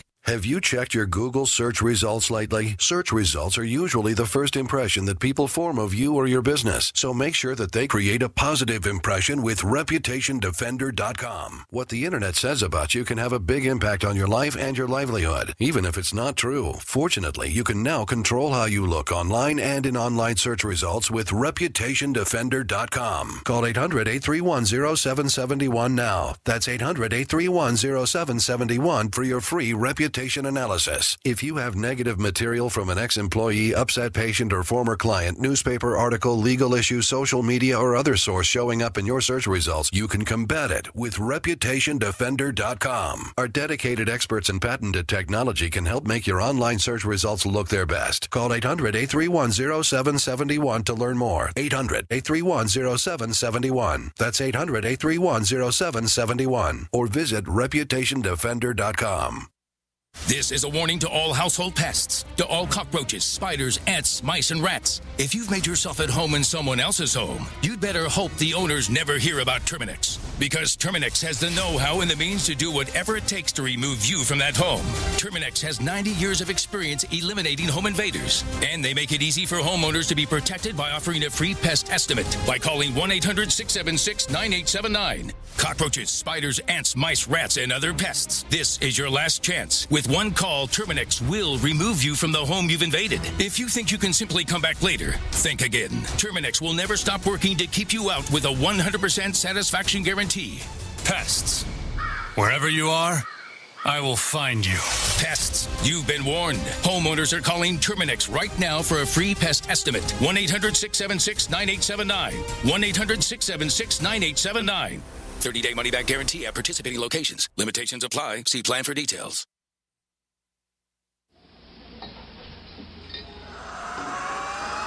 Hi, this is Joshua P. Warren, author of The Poor Man's Paranormal, and you're listening to the Paracast, the gold standard of paranormal radio.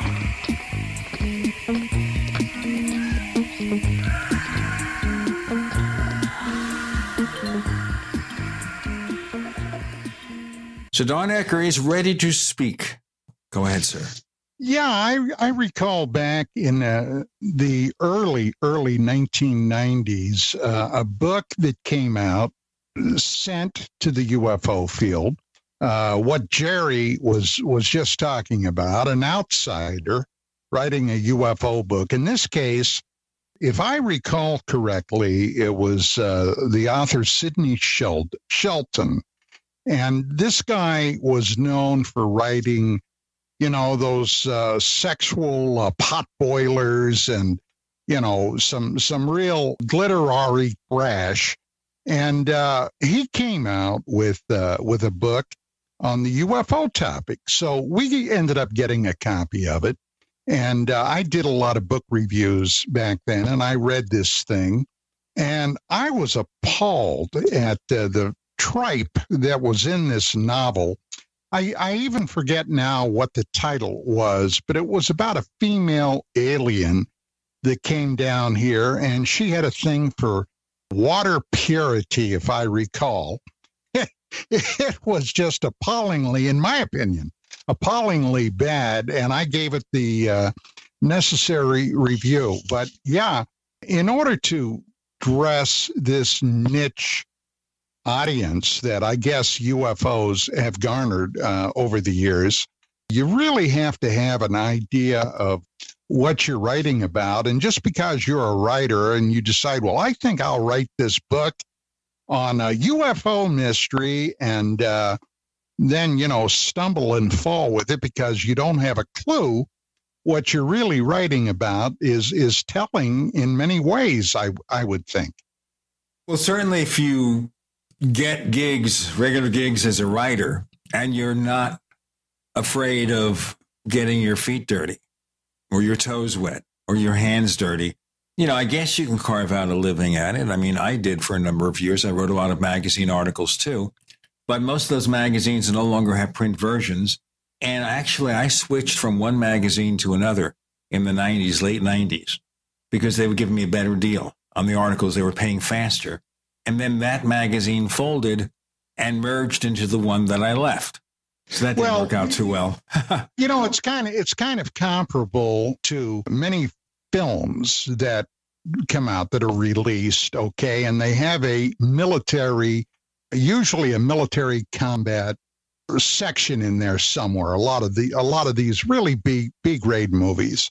If you talk to somebody like Kevin Randle or myself, if we happen to watch these movies, it takes all of about 4 seconds for us to shake our head, groan, turn the TV off, and walk away, because the lack of knowledge about a subject like this is just, oh my Lord, it's atrocious. And it's the same way with a lot of these folks that are writing about things that, quite frankly, they don't know anything about. Would you agree, Kevin? When you're looking at the military, the movies, I am appalled that A, the weapons shoot forever.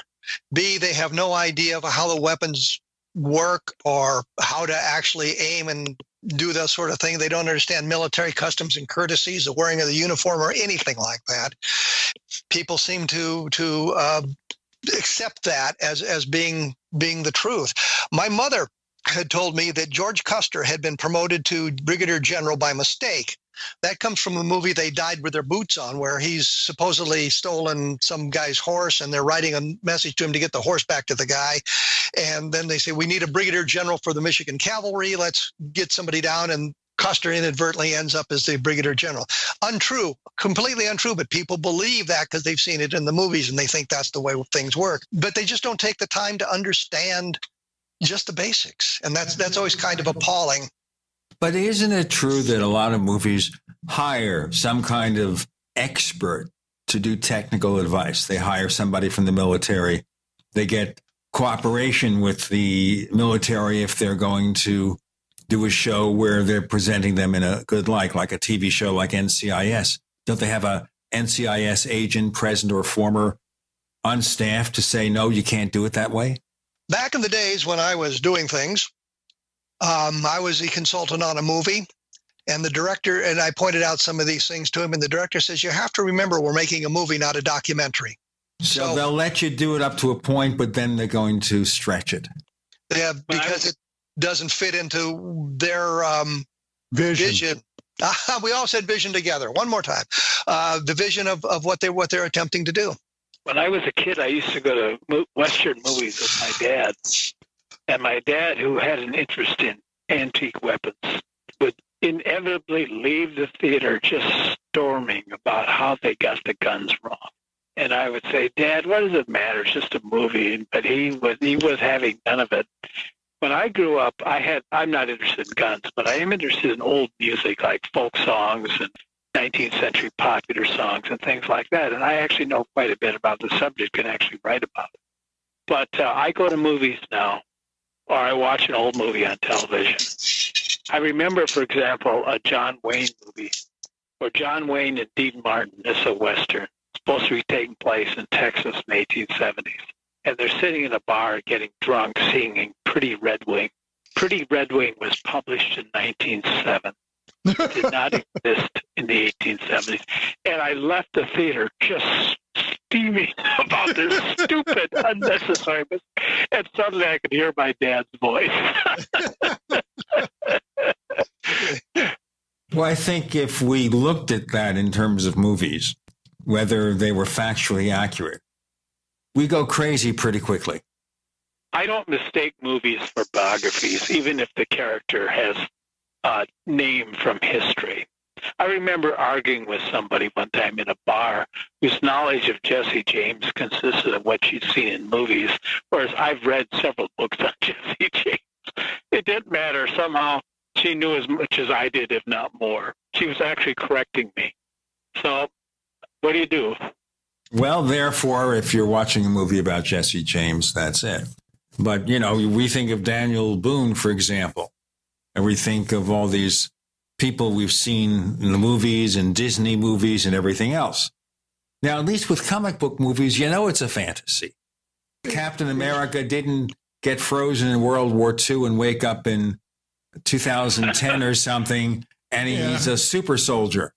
You know, speaking of Disney movies, my father and my grandfather took me to see Davy Crockett, the Disney movie in, 1955, I think, or 56. Yeah, around that time. That's about the time the coonskin cap became a huge fad that swept across the nation and all that assorted stuff. Well, there was something about that movie at the very end, watching Davy Crockett swinging his musket back and forth, trying to beat off the attacking Mexican troops. And it really clicked with me. So I began, and this is kind of funny, I began researching through encyclopedias, dictionaries, whatever, anything I could find about the Alamo. Now, in 1960, John Wayne came out with his blockbuster movie, The Alamo. And, of course, I was at the first showing. And I guess over the years, I may have watched that film, I'm conservatively guessing, 50 times, okay? Now, watching it in recent years, I am totally appalled by how wrong they got so much of that movie. And I mean, I could tick off a couple of things here, but that's not what this show's about. Exactly. But, let me do our break here and we'll get back to this. We've got more to come with Don and Jerry and Kevin, but mostly we were focusing on Brad Steiger, but how that led us to writing books and factual accuracy of books, TV shows, movies. You're in the Paracast.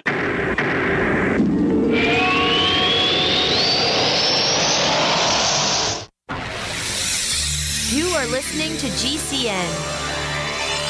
Visit GCNlive.com today. Do you need a website? Well, you can get a great deal on hosting services with Namecheap's legendary coupon code. They're offering substantial hosting discounts on shared hosting, business hosting, VPS hosting, reseller hosting, and even dedicated servers. Namecheap is preferred by millions. It's backed by a money-back guarantee. Use the coupon code LEGENDARY to cash in on the special deal at Namecheap.com, Namecheap.com. First came Attack of the Rockoids, and it was a critically acclaimed success. And now there's The Coming of the Protectors. A former military intelligence man is contacted by a space woman in a dream that turns out to be a nightmare because evil forces on her distant planet are planning to conquer the Earth. This is gripping science fiction of the classic kind. Attack of the Rockoids and The Coming of the Protectors. Find out more at rockoids.com. That's Rockoids, ROCKOIDS.com.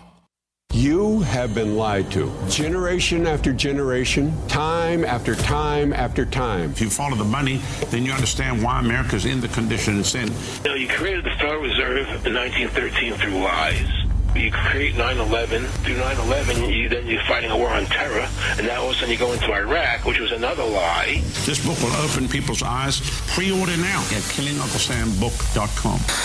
KillingUncleSamBook.com. This is Dan Pilla. Do you owe the IRS money you can't pay? Are tax debts crippling you? I've defended people from the IRS for over 30 years. I've helped thousands, and I can help you too. I wrote the book on IRS settlement, and I'm telling you, there's no such thing as a hopeless case. Call 800-34-NO-TAX to finally get free of IRS debt. With the IRS's new programs, there's never been a better time to solve your problem. Call 800-34-NO-TAX. That's 800-34-NO-TAX, or my website, danpilla.com. It's a no-brainer. A Big Berkey water filter is the one you need, period. You need a water filter that removes chlorine, fluoride, pharmaceuticals, BPA, and other endocrine disruptors, pesticides, bacteria, viruses, and much more, right? And does it all at only 2 cents per gallon. Get the original and most trusted name in gravity water filtration, Big Berkey. And now GCN listeners receive 5% off ceramic filter systems using code GCN. Call or click 1-877-99-BERKEY or BigBerkeyWaterFilters.com. That's 1-877-99-BERKEY. Hello? Congratulations. For what? For losing all that weight. How'd you do it so fast? ASAP. ASAP what? What's that mean? Are you ready to get as skinny as possible, as soon as possible, as simple as possible, and as sexy as possible? I'm listening. Then get with the ASAP program. It's real and it works. No smooth talk, no slick advertising, and no exaggerated claims of success. I've got to know more. Welcome to ASAP, as slim as possible. Whether you have 10, 20, or 50 pounds to lose, ASAP is your weight loss answer. ASAP targets the abnormal fat reserves and makes them available to be burned as fuel and contains no caffeine or hormones. Order ASAP at wholesale prices or join the team to share the business with others. Visit GCNteam.com or call 877-878-4203. GCNteam.com or call 877-878-4203. Lose weight and look great with ASAP, as slim as possible. Healthcare reform is confusing, but whether it's finding an affordable insurance plan, keeping your doctor, or being able to afford needed prescriptions, navigating the healthcare system has become a challenge. Control your own healthcare costs and choices with Liberty HealthShare. Liberty HealthShare is not insurance. It is an association of self-pay patients who unite with like-minded people to share the cost of each other's medical needs. Neighbor helping neighbor. Learn more now by going to libertyoncall.org. That's libertyoncall.org.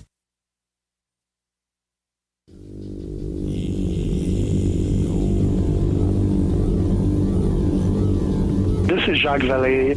You're listening to the Paracast, the gold standard of paranormal radio.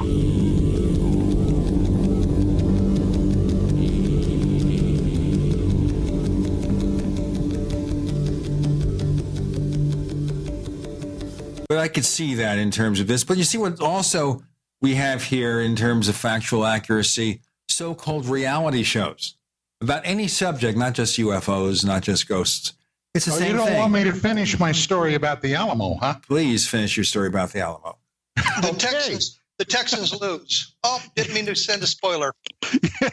Yeah, they lost, all right.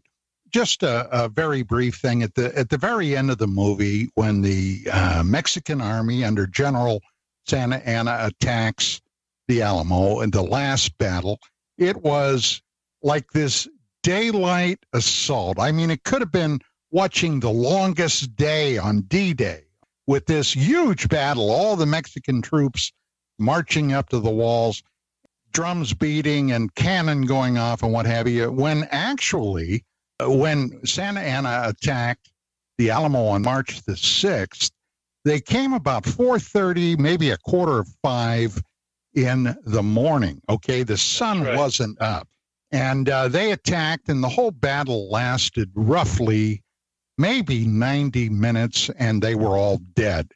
So, you know, when you see something like that John Wayne movie, unfortunately, I kind of hate to say this, but the American public, and this can also be fitted into the UFO field, are very uncultured when it comes to this. And unfortunately, many of them don't want to be, you know, schooled in what the real facts are.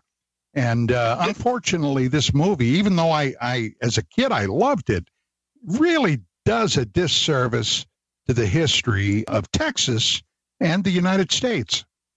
Well, of course, all those movies about Abraham Lincoln, none of them really sound like he sounded. It's always the actor who played him, like Raymond Massey. Right. Now, Raymond Massey had this deep, rich voice, and that's not the way he sounded. He had a high-pitched voice, I believe. Yes, that's true. Don, I had the same experience with the Alamo as you did. The Davy Crockett movie started a lifelong kind of secondary interest in that subject, and I have read any number of books on the Alamo. By the way, just so you know, Jerry, I was raised a Lutheran also. Okay. Well, I'm glad to hear that, but if I saw that old Davy Crockett movie and saw the Alamo, well, I actually know a fair amount about Crockett, too, because I have a deep interest and abiding interest in American history. So I've read just tons and tons of it in the course of my life. But if I saw the Alamo sequence, it would probably just drive me completely berserk. I just don't have patience with that. And also, I remember the John Wayne film, which was also pretty nonsensical. Fortunately, that's why we have so many comic book movies now. We expect they'll be nonsensical. In fact, I find it humorous when they review an episode of one of these shows like The Flash or Supergirl or any of the others or Gotham.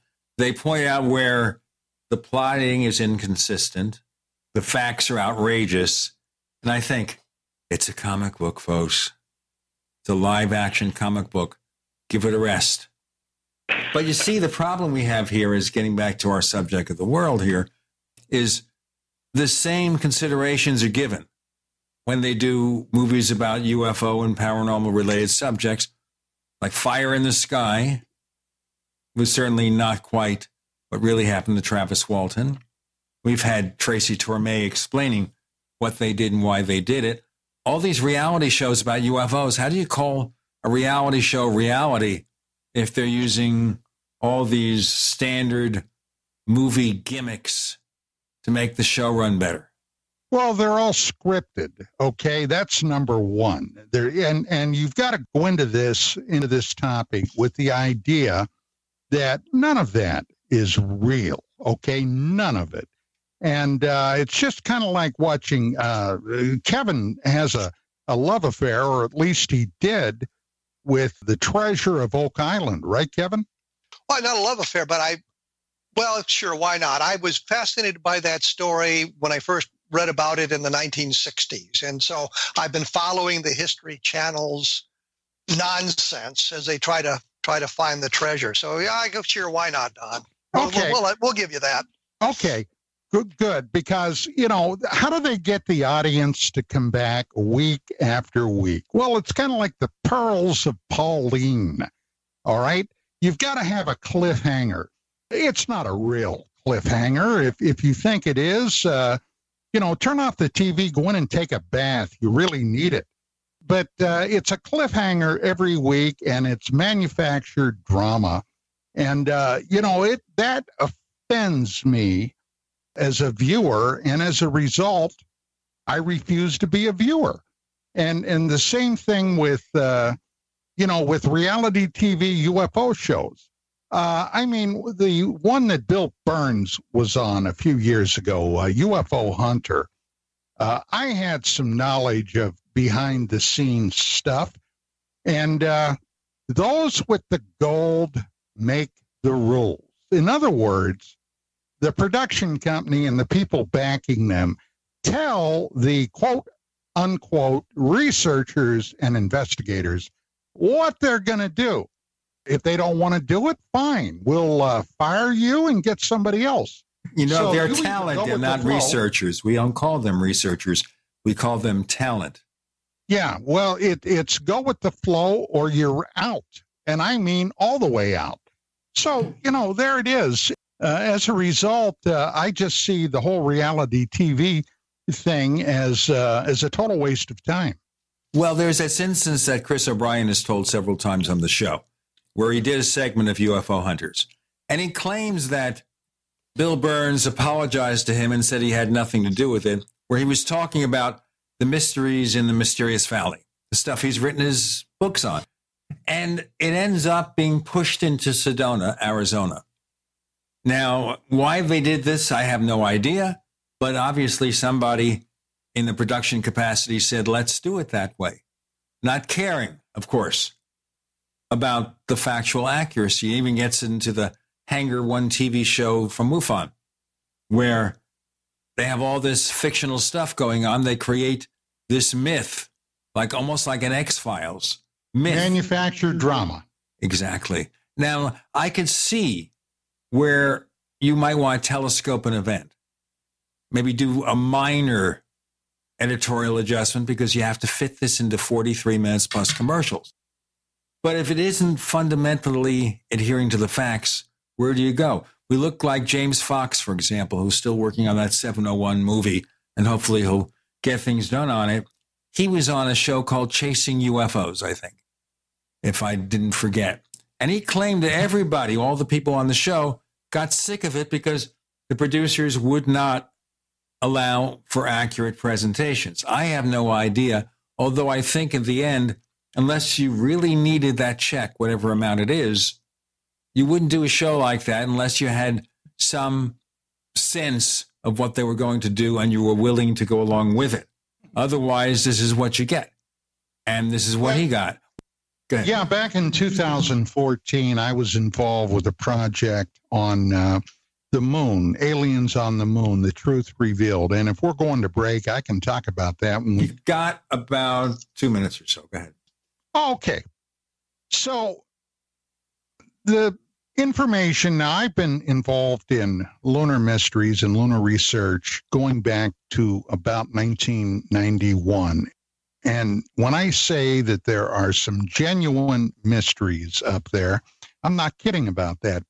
But in that production, because of what the network demanded, they demanded the inclusion of some material involved with the fictional Apollo 20 mission and the discovery of a fictional nude alien female figure that was, I believe, called the alien Mona Lisa. And it wasn't Stormy Daniels.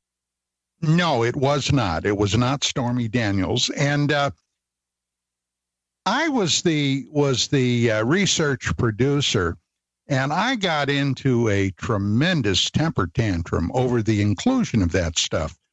And the bottom line was, hey, that's what they want. It's in there. Live with it or die with it on your mind. And that was basically the attitude. So as a result, any respect I had for the television industry, which was minimal at best, totally and completely evaporated, Gene. We're going to talk to Jerry Clark about the book he's almost finishing in our next segment. We've been honoring the memory of Brad Steiger, and that leads to lots of possibilities and subjects. Don Ecker, Kevin Randle, Jerome Clark. You're in the Paracast.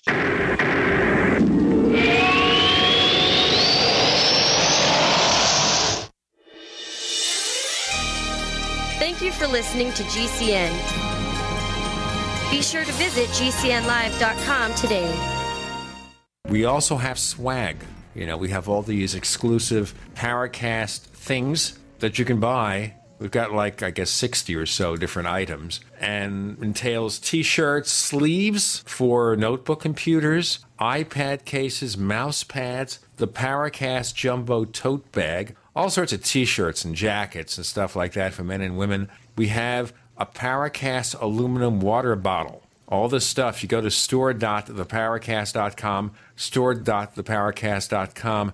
What makes it special is that the items are the best quality, great T-shirts, fabrics, and they have our official logo on them. That's what makes them special, in multiple sizes and colors. We even have stuff for children, stuff for women, stuff for men. We have all sorts of sizes, like small up to X large. A lot of good stuff. That's the swag from the Paracast. You go to store.theparacast.com, stop by, and take a shopping tour.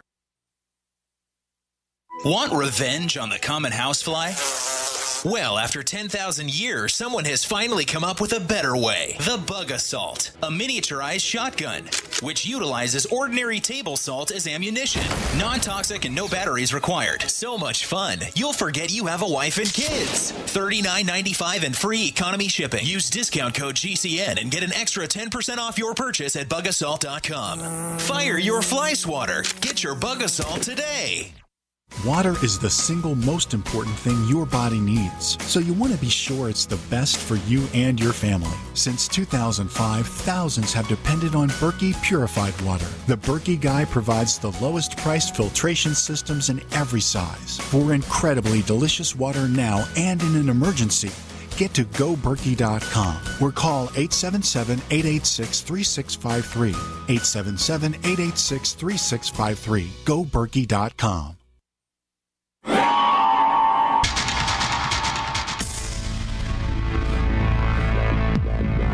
Welcome back to the Paracast, the gold standard of paranormal radio. And now, here's Gene Steinberg.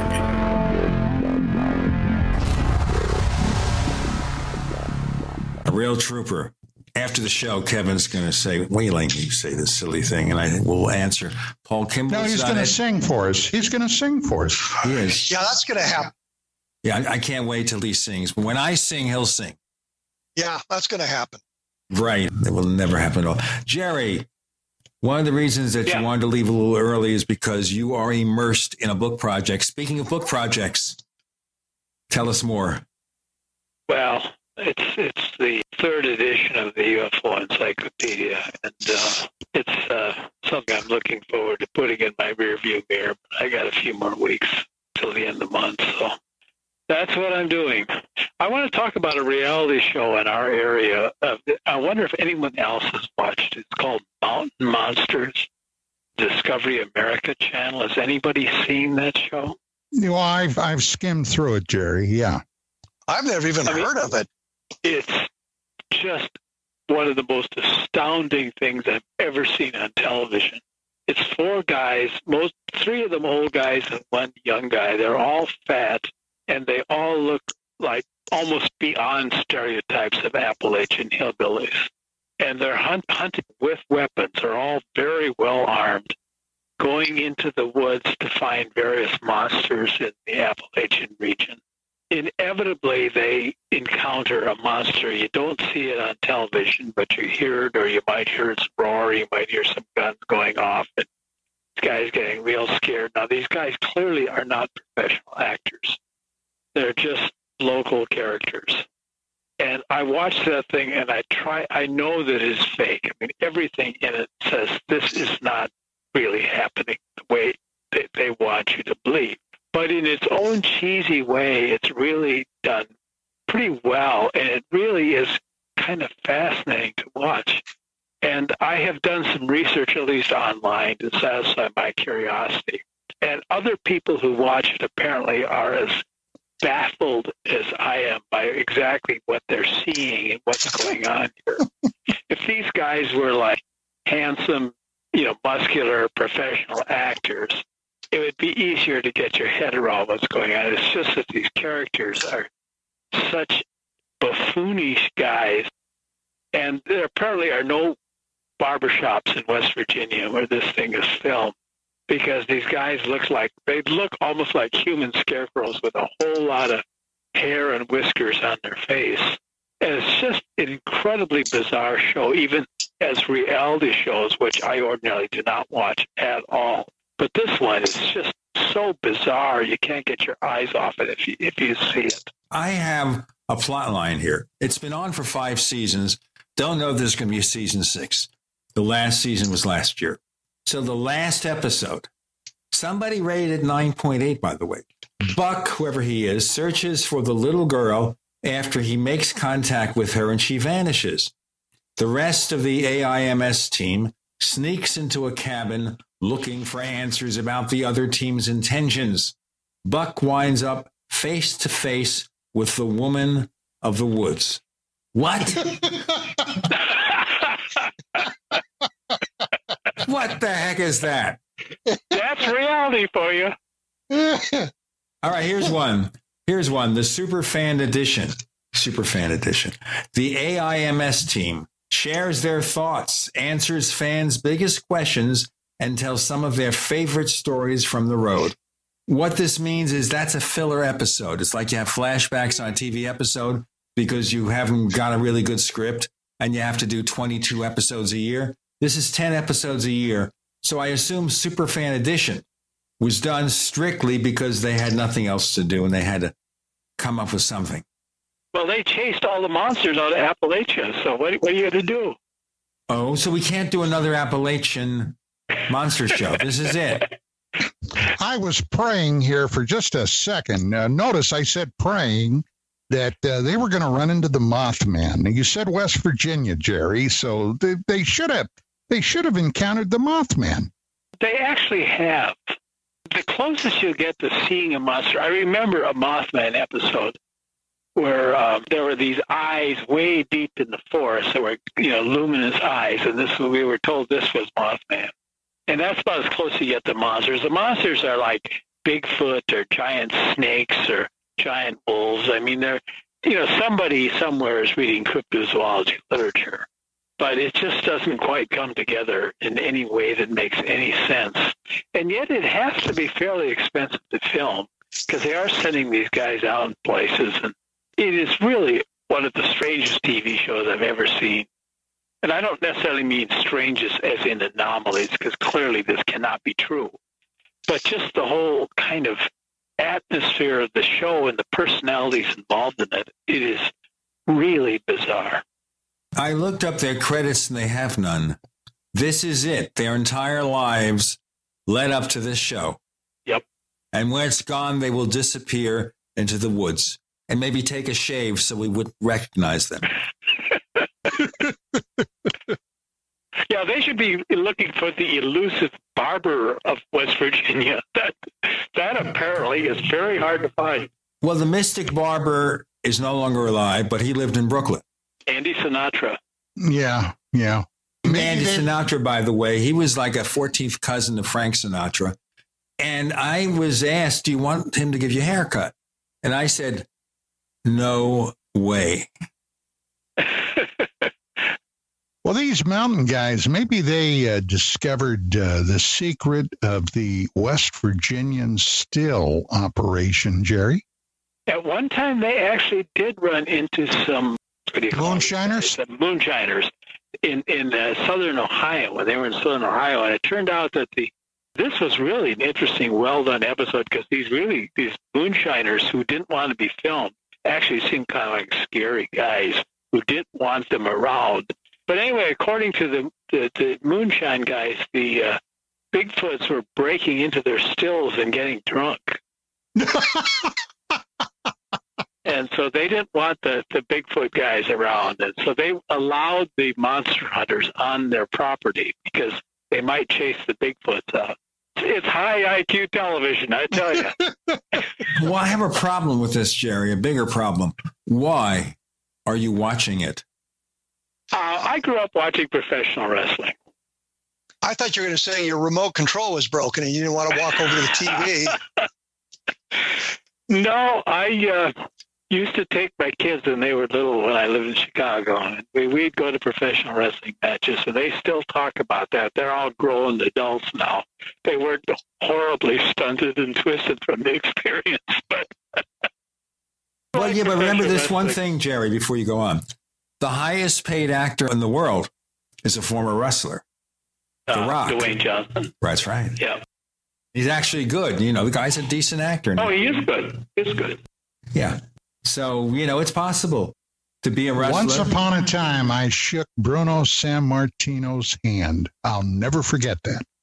Didn't he die just recently? Yeah, he just did. I found out because I was trying, believe it or not, to get in touch with him to find out if he and Jumpin' Johnny DeFazio, I wanted to do a show with these two guys and also talk about Billy Cardell and other late night horror hosts, you know, on, there are various horror hosts around the country that would do these Saturday night horror fests with cheesy horror movies like from the 30s, the 40s, and what have you.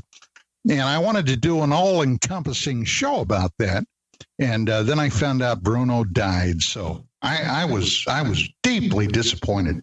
He died on April 18th, by the way, at the age of 82. He was married to the same woman since 1959. Okay, Carol. And one more thing, which is interesting, and that is he was only 5'10". Oh, he was built like 3 refrigerators. Trust me. We are not going to sell refrigerators during this commercial block, or maybe we will. More to come with Don and Jerry and Kevin. You're in the Paracast.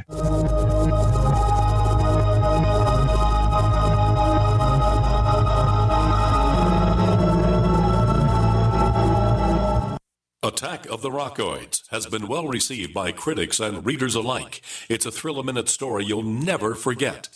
A former U.S. military intelligence officer is haunted by intense dreams about a beautiful woman pleading for his help after a terrible battle in outer space.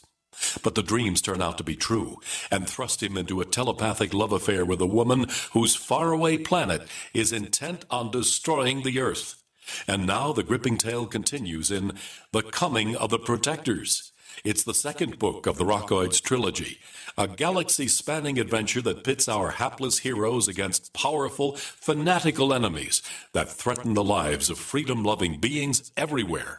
Attack of the Rockoids and The Coming of the Protectors. Classic science fiction at its best, available now. For more details, visit rockoids.com.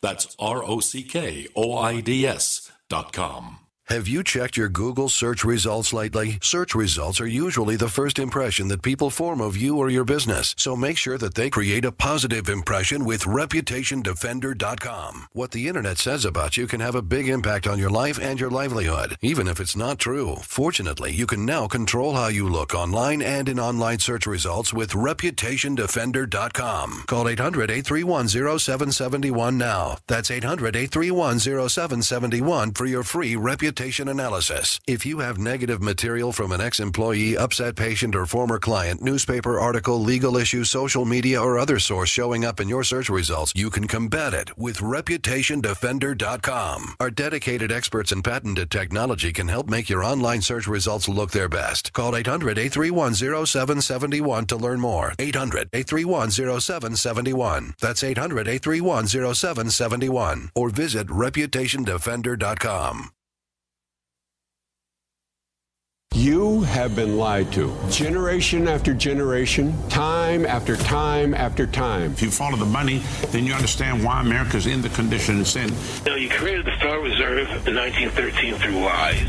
You create 9/11. Through 9/11, you're fighting a war on terror, and now all of a sudden you go into Iraq, which was another lie. This book will open people's eyes. Pre-order now at KillingUncleSamBook.com.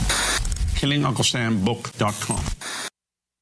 It's been said, any society is only 3 missed meals away from chaos. Those times may be near. Think about it. Our country faces multiple terrorist threats and aggressions from Russia and North Korea. Social unrest and violent marches yet again may lead to looting of stores and city shutdowns. And our crumbling infrastructure leaves our power grid vulnerable to long-term outages from a single cyber attack. When the chaos from any one of these threats arises, the government knows it can't provide during a widespread national emergency. That's why you need your own plan for self-reliance. That's where My Patriot Supply comes in. Get a 4-week survival food supply for only $99. That includes breakfast, lunches, and dinners. Order online at preparewithgcn.com. $99 for 4 weeks of survival food that tastes like homemade cooking and lasts up to 25 years from My Patriot Supply. Get your kits today at preparewithgcn.com. Free shipping is included. Preparewithgcn.com.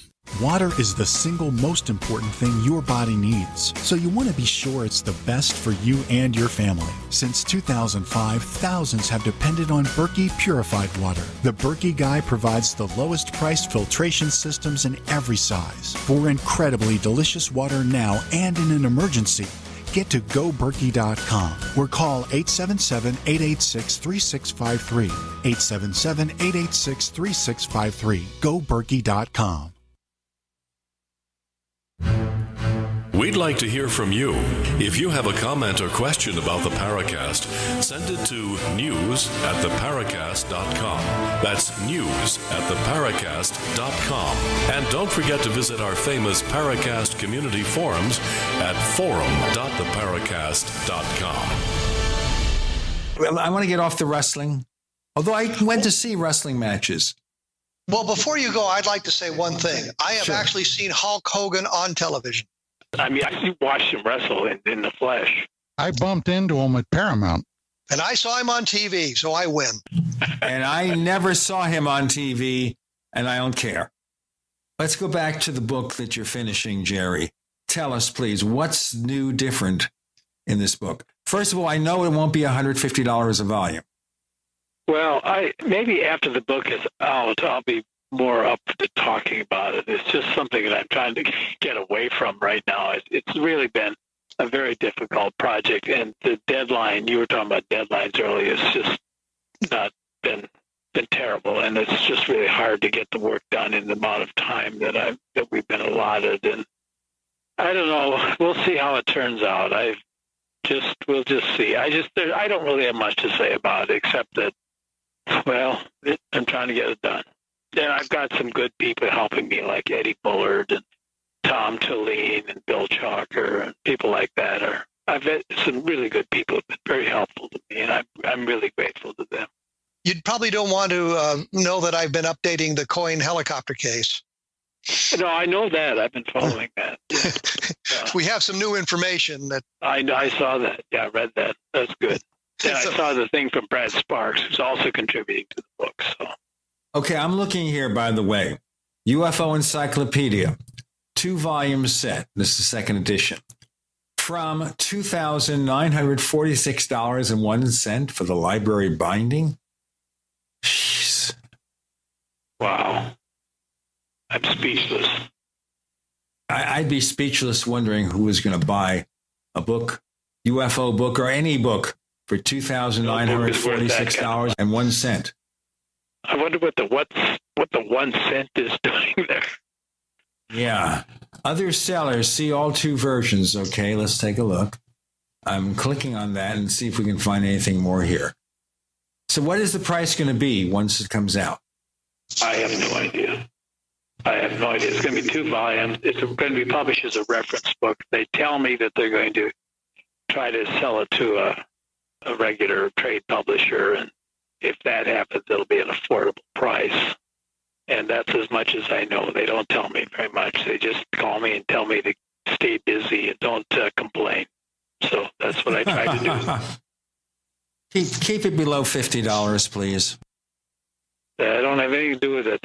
It's the market price. But if it turns out that there is a trade version, then it will be an affordable price. But it's being written, of course, for the reference market, which is a whole other animal. Right. That's not realistic for the rest of the world. No, it isn't. I don't defend it. It's just the way it is. Kevin Randle, you have another book under construction? Not really. I've been playing around with a number of books. One of them is science fiction. One of them I'm looking at the Project Moondust, because I don't think we really explored everything about that, this being the secret project that extended beyond the end of Project Blue Book. But I've stumbled onto something called Operation Horsefly, which seems to be another investigation that was organized out of Wright-Patterson Air Force Base in the early 1960s that had sort of the same mission of Moondust and some of the other investigations. So I'm just following up on that and trying to cobble together something that would be interesting there, and telling myself I should write another science fiction novel instead. Well, do you have any particular characters you'd like to bring up in science fiction? You mean that I've written about, or? Sure, or would you like to write about? Science fiction characters.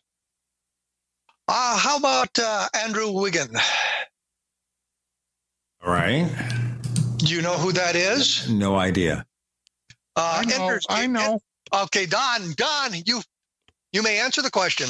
They made a movie about Andrew Wiggin where he went in and he found the big alien bug queen and ended up saving the race after he blew up their planet. Yes, but have you read the book? No. The book is far superior. The movie doesn't even touch on the nuances and the exciting parts of what was going on. You didn't specify. You said, do you know who Andrew Wiggin is? Yes, You didn't say, did you read the book or did you see the movie? No, I'm now qualifying because you saw the movie, and I'm suggesting that the book would be much better and much more educational to have read. That's all. Okay. No, not a criticism, not a criticism. You knew the answer, and you get a gold star. I'll send it to you in the mail. I'd rather have a chocolate chip cookie. Okay, I'll send it to you in the mail.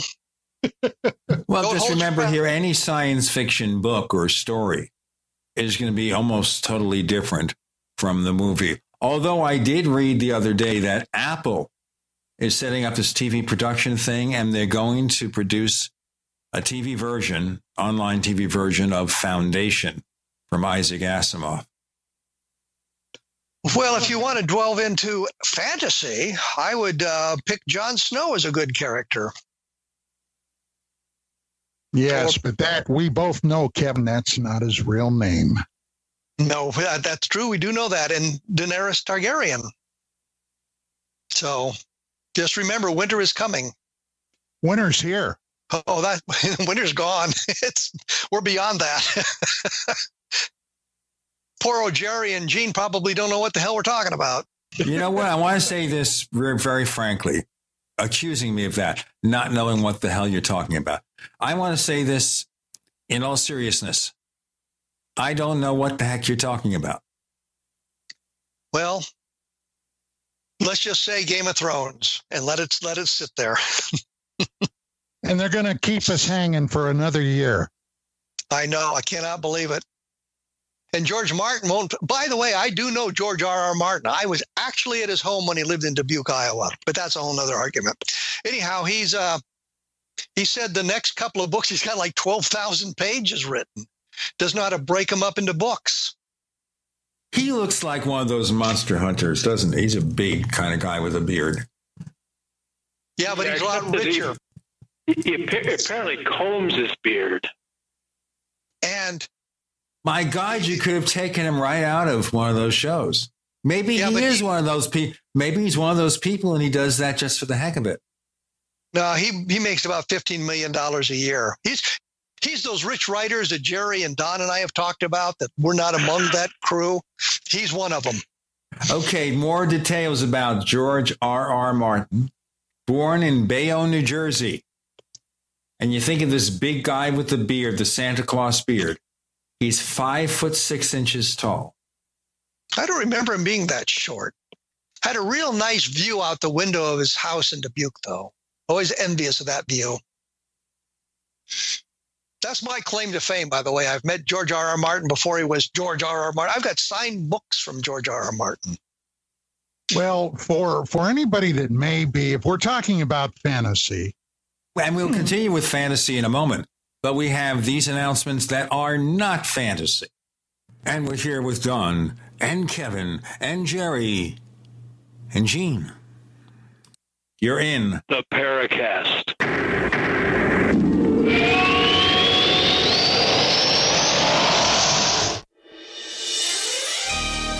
Thank you for listening to GCN. Be sure to visit GCNlive.com today. Healthcare reform is confusing. With the loss of the Obamacare mandate, those needing help can now choose an affordable alternative. By joining Liberty HealthShare, you're part of a community of health-conscious Americans all over the country who control their own healthcare costs and choices. Liberty HealthShare is not insurance. It is an association of self-pay patients who unite with like-minded people to share the cost of their medical needs. Neighbor helping neighbor. Learn more now by going to libertyoncall.org. That's libertyoncall.org. Fellow Patriots, my name is Todd Savage, founder of BlackRifleRealEstate.com. Like you, I was a prisoner of the alt-left sanctuary state until one day I chose to lead my family to freedom. Today we live on a sustainable 20-acre homestead where we shoot, hunt, garden, and homeschool our children without the tyranny of the nanny state looking over us. If you're ready to flee the city to the freedom of Idaho or Montana, our Black Rifle Real Estate team is here to help. Go to BlackRifleRealEstate.com. That's BlackRifleRealEstate.com. Non-attorney paid spokesperson. Could your house go into foreclosure? Are you behind on your mortgage payments? Does it seem like the bank has no interest in helping you save your home? And you feel like you have nowhere to turn for help? Then we have good news for you. Foreclosure Protection Services can help save your home as they specialize in foreclosure assistance. That's all they do. If you're behind on your mortgage payments, being threatened with foreclosure, have been denied a loan modification, or been the victim of a predatory loan, it's critical that you call Foreclosure Protection Services now at 800-667-9035. Their network of attorneys and their agents are available to speak to you now. If you're behind on your mortgage payments, Foreclosure Protection Services can help stop the foreclosure process. Call today before it's too late. New laws are in effect that may save your home. Call Foreclosure Protection Services now at 800-667-9035. 800-667-9035. That's 800-667-9035. Warning, if you're drowning in debt you can't afford, do not let the credit card companies trick you into thinking that you have to pay it all back, because you don't. What the credit card companies don't want you to know is that there's actually a way to get debt-free without paying off your entire debt or going bankrupt. If you have $5,000 or more in credit card debt, you now have the right to let us settle that debt for a fraction of what you owe. For free information, call Credit Associates now. 1-800-959-5759. We'll even show you how much money you could save. If you can't afford to pay off all your debt, do not let the credit card companies trick you into thinking that you have to. Call Credit Associates now for free information on how to get debt-free faster than you ever thought possible without debt consolidation or bankruptcy. We depend on your success and offer a guarantee, so there's no risk. For free information, call now. 1-800-959-5759. That's 1-800-959-5759. 1-800-959-5759. Attention business owners and independent contractors. This is a money-saving message from Tax Mediation Services. If your business owes $20,000 or more in taxes, we can help you today, right now. Listen, dealing with the IRS is no picnic. It's an intimidating and extremely stressful process, and you don't want to go it alone. Our attorneys know every law, every tax break, and every possible opportunity to help you resolve and reduce your tax debt. And if you owe more than $20,000, you may be at the top of their hit list. So don't take your tax debt lightly, because it will not go away on its own. The IRS can seize your bank accounts, your home, and even shut down your business. Call our tax experts today at 1-800-261-9818 and let us deal with the IRS while you focus on your business. That's 1-800-261-9818. Again, 800-261-9818. This is Leslie Kane, and I'm with the Coalition for Freedom of Information, and you are listening to the Paracast. Jerry and I are wondering what these two are talking about. I mean, the show has gone completely off the rails. Okay, Don, go ahead. There is a superb science fiction show currently running. I believe it's on ABC. I think it's ABC, called The Crossing. And it takes place in the Pacific Northwest, where a small town sheriff is notified that down on the beach, a body has washed up on shore. And he goes out there with his deputy to find out what's going on. And by now, there are over 400 bodies floating into shore, 47 survivors, and that's not from a ship that went down or an airplane. They claim they are time travelers escaping a future America where a new race of genetically superior, genetically modified human beings has overtaken the planet, and they are in the process of exterminating the normals. And boy, I'll tell you, if you haven't seen that series, if you're talking about science fiction, check it out, The Crossing. Up to this point, there have been 6 episodes. It is a far superior, and I would never expect it from commercial TV, but by golly, it's there. It's worth watching an episode or two. There's a slight resemblance between that and a show created by Brad Wright of Stargate SG-1 called Travelers on Netflix. Hundreds of years in the future, the last surviving humans discover a way of sending consciousness back through time directly into people in the 21st century. People that are dying. Yes. Dying. They are on the verge of death. Exactly. That's a very good show. Yeah, I've got to agree. And they make you wait a whole year. You binge watch it in a week when it's released, and then you've got another year to wait. I know I've done that.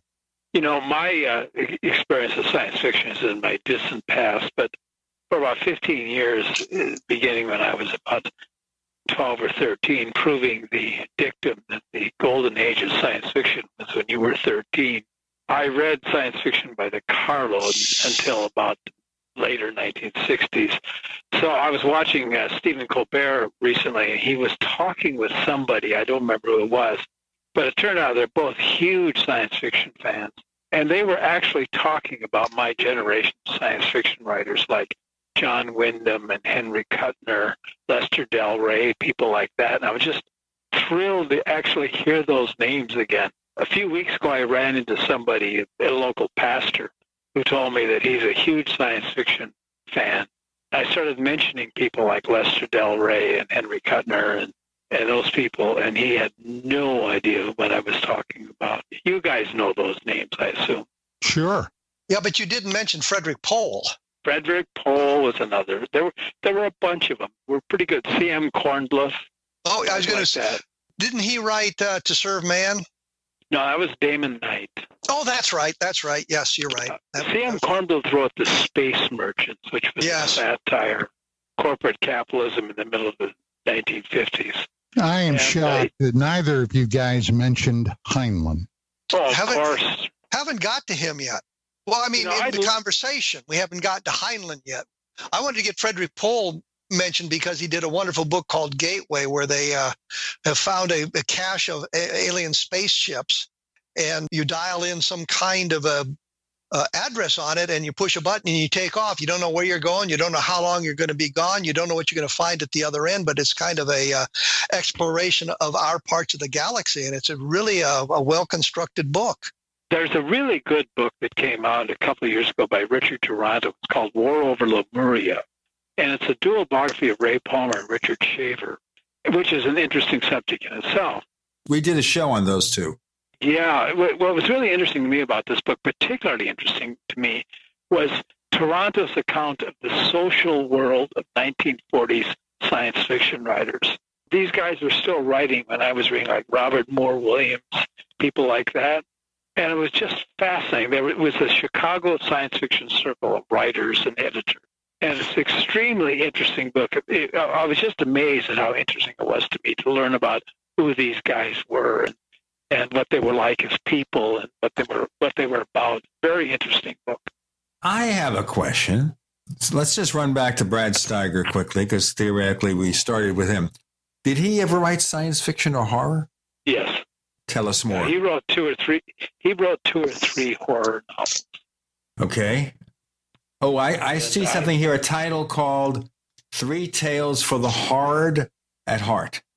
One of the novels was called The Chindi, I remember. I don't remember the name of the other one. But he wrote mid-career, he wrote several books of fantasy and horror fiction. I always wonder in a situation where, of course, Kevin gets away with it.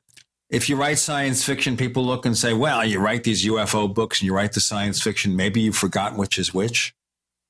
You say I get away with that? I don't think you're criticized much for it. Oh, absolutely. People come out of the woodwork to say you can't believe anything he writes because he writes science fiction. Stan Friedman started that a long time ago.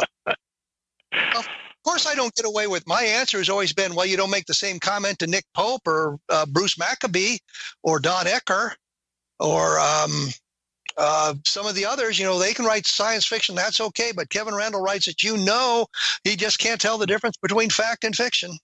You know what they say, Kevin? Scraping the bottom of the barrel for an argument. You get the most flack when you're over the target, pal. I'm thinking you were going to say over the hill. Well, I know we're going to be appearing in the new movie Over the Hill Gang. I'm not. I'm not either. I didn't sign the contract. Yeah, my people haven't talked to their people yet. We haven't even done the lunch thing, so. So it's just Jerry then?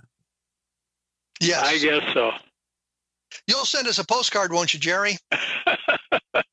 If they come to the town that I live in Minnesota, I'll agree to it. But I'm not moving anywhere to do anything anymore.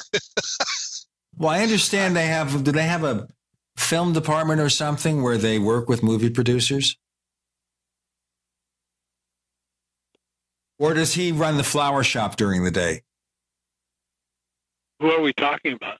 The person who handles the movie production in your city. There's a state university just down the road, and I think they have a film department.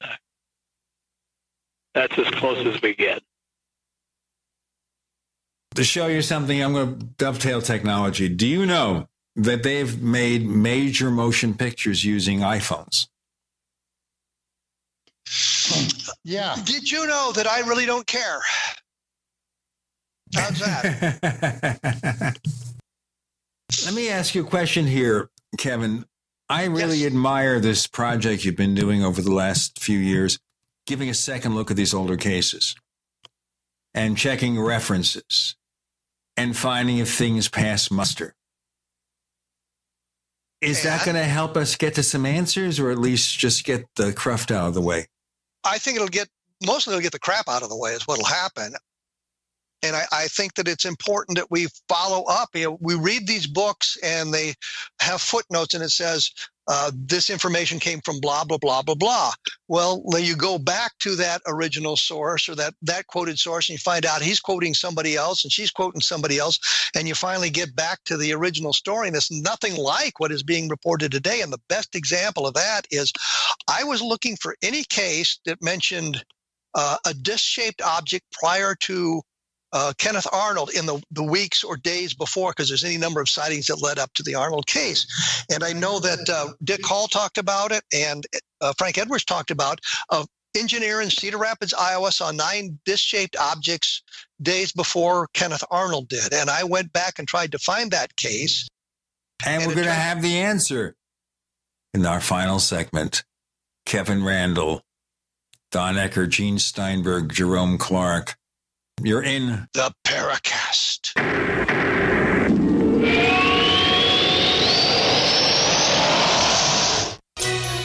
Thank you for listening to GCN. Visit GCNlive.com today.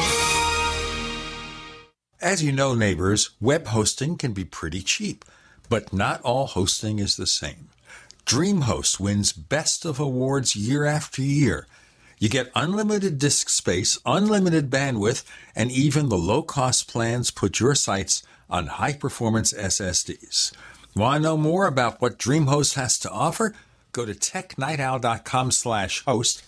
Once again, that's technightowl.com/host. First came Attack of the Rockoids, and it was a critically acclaimed success. And now there's The Coming of the Protectors. A former military intelligence man is contacted by a space woman in a dream that turns out to be a nightmare because evil forces on her distant planet are planning to conquer the Earth. This is gripping science fiction of the classic kind.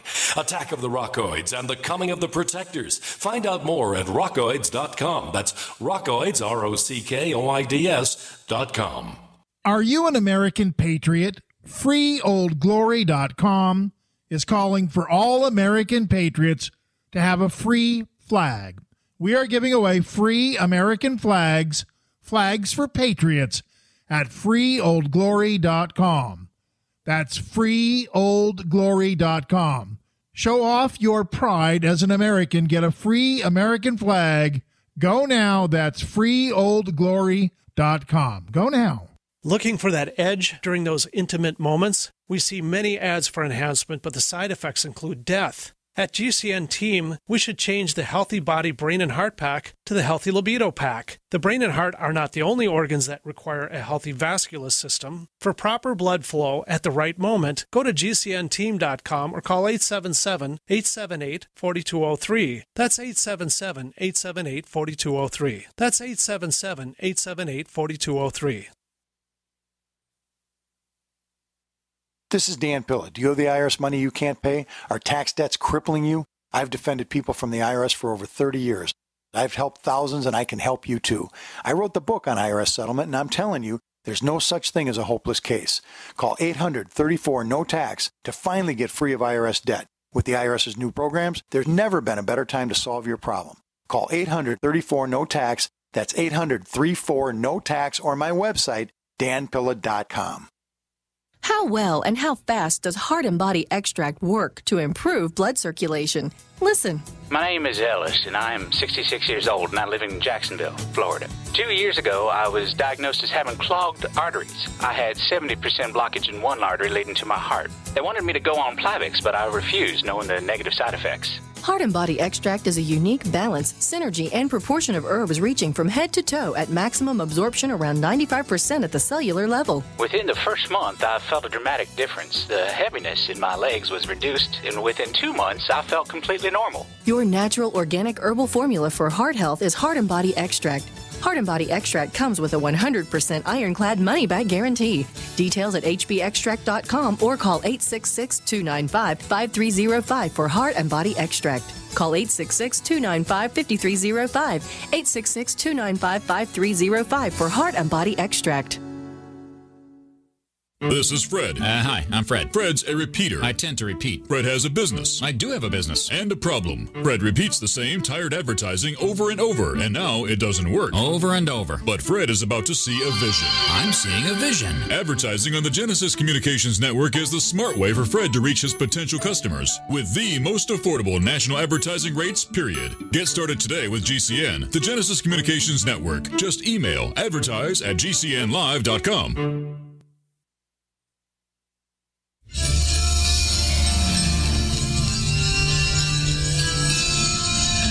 Hi, this is Bryce Abel. I'm the producer of Dark Skies, the co-author of AD After Disclosure, and you are listening to the Paracast, the gold standard of paranormal radio.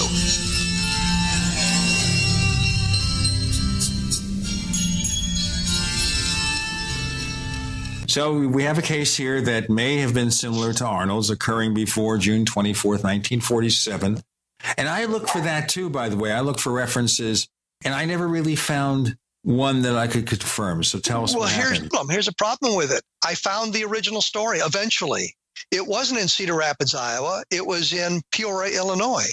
It wasn't reported prior to Arnold. It was reported days after Arnold. And the guy said he saw it on the same afternoon that Arnold reported his case. I was looking for something that was published or we could be documented prior to June 24th, 1947, talking about a disc-shaped object, because the skeptical argument is the misinterpretation of Arnold's words about the saucer is why we were seeing flying saucers, disc-shaped objects.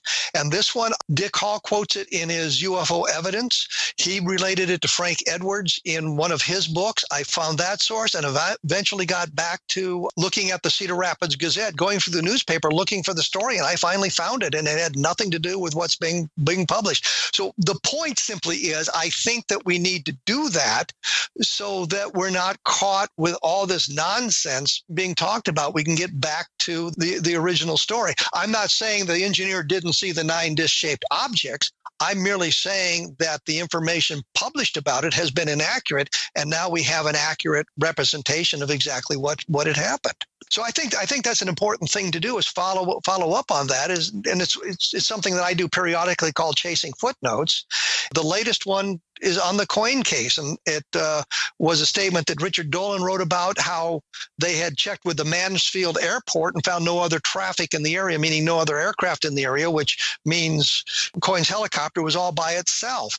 And I found that in Dolan's book, and he related it to Jenny Randle's, who related it to Jenny Zeidman. I haven't found the quote from Jenny Zeidman, but talking to the air crewman that I talked to yesterday, Janasek, I mentioned that casually, and his whole voice and tenor changes. Yeah, we went out and looked about that in the records, and we couldn't find anything in the days that followed that there was something in the air follow at that time. So it's following that story back to an original source. The guy who was in the aircraft is now telling me that story. So it becomes much more credible than when we're looking at Richard Dolan going to Jenny Randle's, going to Jenny Zeidman. We've got the actual guy saying it. Well, in that case, of course, it makes it far more credible. In your book, Roswell in the 21st Century, which I think is an absolutely essential book that everybody's interested in the subject should read, one thing that was really interesting is the way you trace the evolution of the stories about the bodies at Roswell. That was just jaw-dropping. A real tour de force. That really nailed the argument. I thought that was just incredible that you did that, the way you did it. Gee, Jerry, try to say something nice about the book, will you? I appreciate the kind words. And I thought, and that's kind of what we were talking about here, is I wanted to look at the case in a dispassionate light, the way it exists, taking all the nonsense out of it. And here's where the nonsense came from, and here's how we can eliminate that. And we get to the bottom line on the Roswell case, unfortunately, we're left with testimony. We have no real documentation. We have no physical evidence. We just have the testimony of the people that we believe to be credible. And there's many, many who are not credible that have been touted in all the books and the TV programs and everything since Roswell exploded on the scene. Well, you see, this is what we run into a problem. We have a lot of people involved in selling Roswell, and I'll say that. And they write their books, and they always have sequels. Of course, we know in the movie business, sequels sometimes die out. Except for certain comic book movies where they make more money at the box office, sequels in general lose interest. The first book is okay. The second maybe a little bit less. By the time they have the 10th version, then nobody cares anymore. And they are repeating the same old story over and over again. They can't be persuaded that a lot of what they're saying is simply not confirmed. And I'm not going to mention Stanton Friedman because of the fact that he's retiring from the lecture circuit. So I'll respect that. But even in the interview we did with him a few weeks ago, we got him to talk about some other things about his personal life. But whenever he went back to his UFOs, it was just repeating the same old stuff. I think that what we have to do is look at the evolution of the story and see what we can understand about it. But we also have to find out what generated that story and where it came about. Stan is a defender of the Roswell case. He won't look at it from any other point of view. The best example I can think of is the MJ-12 document, the Del Rio UFO crash. I actually did some research into the guy who told that story. A fellow named Willingham. Turned out that he wasn't an Air Force colonel as he claimed. He wasn't a fighter pilot as he claimed. The story evolved from the crash happening in 1948 to 1950 to 1954. This story is mentioned in the Eisenhower briefing document of MJ-12. Well, if Willingham is not a credible source and the story has been evolving over the years, then doesn't that generate problems? Isn't that a fatal flaw in the Eisenhower briefing document? And what Stan said to me at one point was, well, I believe you're right about Willingham, but you're not right about MJ-12. At this point, there's no more other argument to be made. We've proven that part of the story outlined in MJ-12 is a hoax, but that still doesn't drive the stake through the heart. Well, Rick Doty said that MJ-12, of course, can you believe Rick Doty? But he told us on the Paracast that it was based on another document that was real. Yeah, I believe that one. If you prove some document is fraudulent, he says, well, this is something that was wrong, but we've got a real document here. We'll show you at some time if you live long enough or you give us enough gold. Here's the thing about Doty, okay, and I'll say this openly, freely, and anything else you want to hear. When I was a criminal investigator, and we often use confidential informants on various cases, and the bottom line was that CI had to be 1,000% correct on any information we received from them. If we ever caught them lying even once, that guy was persona non grata. Anything else, and he had a microscope pushed up his bum for anything he told us. And with Doty, you have years of prevarications coming from this guy. I just see nothing about him or his stories that can be held up to light. Don't tell us things in such a calm, collected way. Tell us what you really think. When you listen to Rick Doty, it's a mixture of fact and fantasy and who knows what, especially the who knows what. Kevin Randle, tell our listeners, if they want to know more about the things you do, where do they check you out? They can go to a blog called www.kevinrandle.blogspot.com. The name of it is A Different Perspective. Either way will get you to it. The book on Socorro, Encounter in the Desert, came out just a few months ago. You can get it at Amazon or at your local bookstore. And if you like the book, put a review up because that always helps a little bit. Jerry Clark, you don't have a site yet, do you? No, I try to keep a low profile. But I'll be out with another book before the year's out. So I'd probably be my last. UFO Encyclopedia, 3rd edition. Right. Don Ecker, where do we find you? Dark Matters Radio, which is my show, airs both Friday and Saturday evenings. The spot to go to is kgraradio.com. You can find me on Facebook.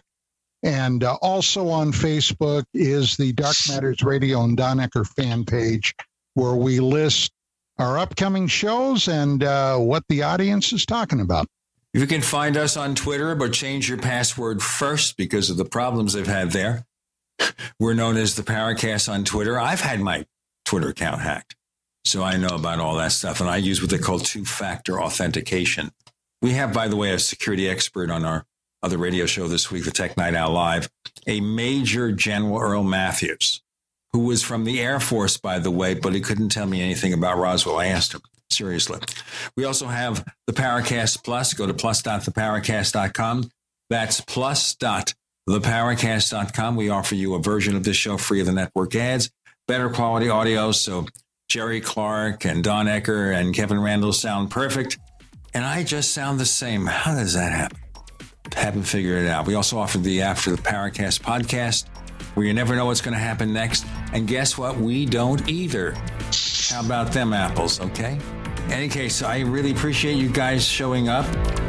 Kevin Randle, Jerry Clark, Don Ecker, thank you all for joining us this week on the Paracast and honoring our good friend, Brad Steiger. Good night. Good night and good luck. And have a great weekend.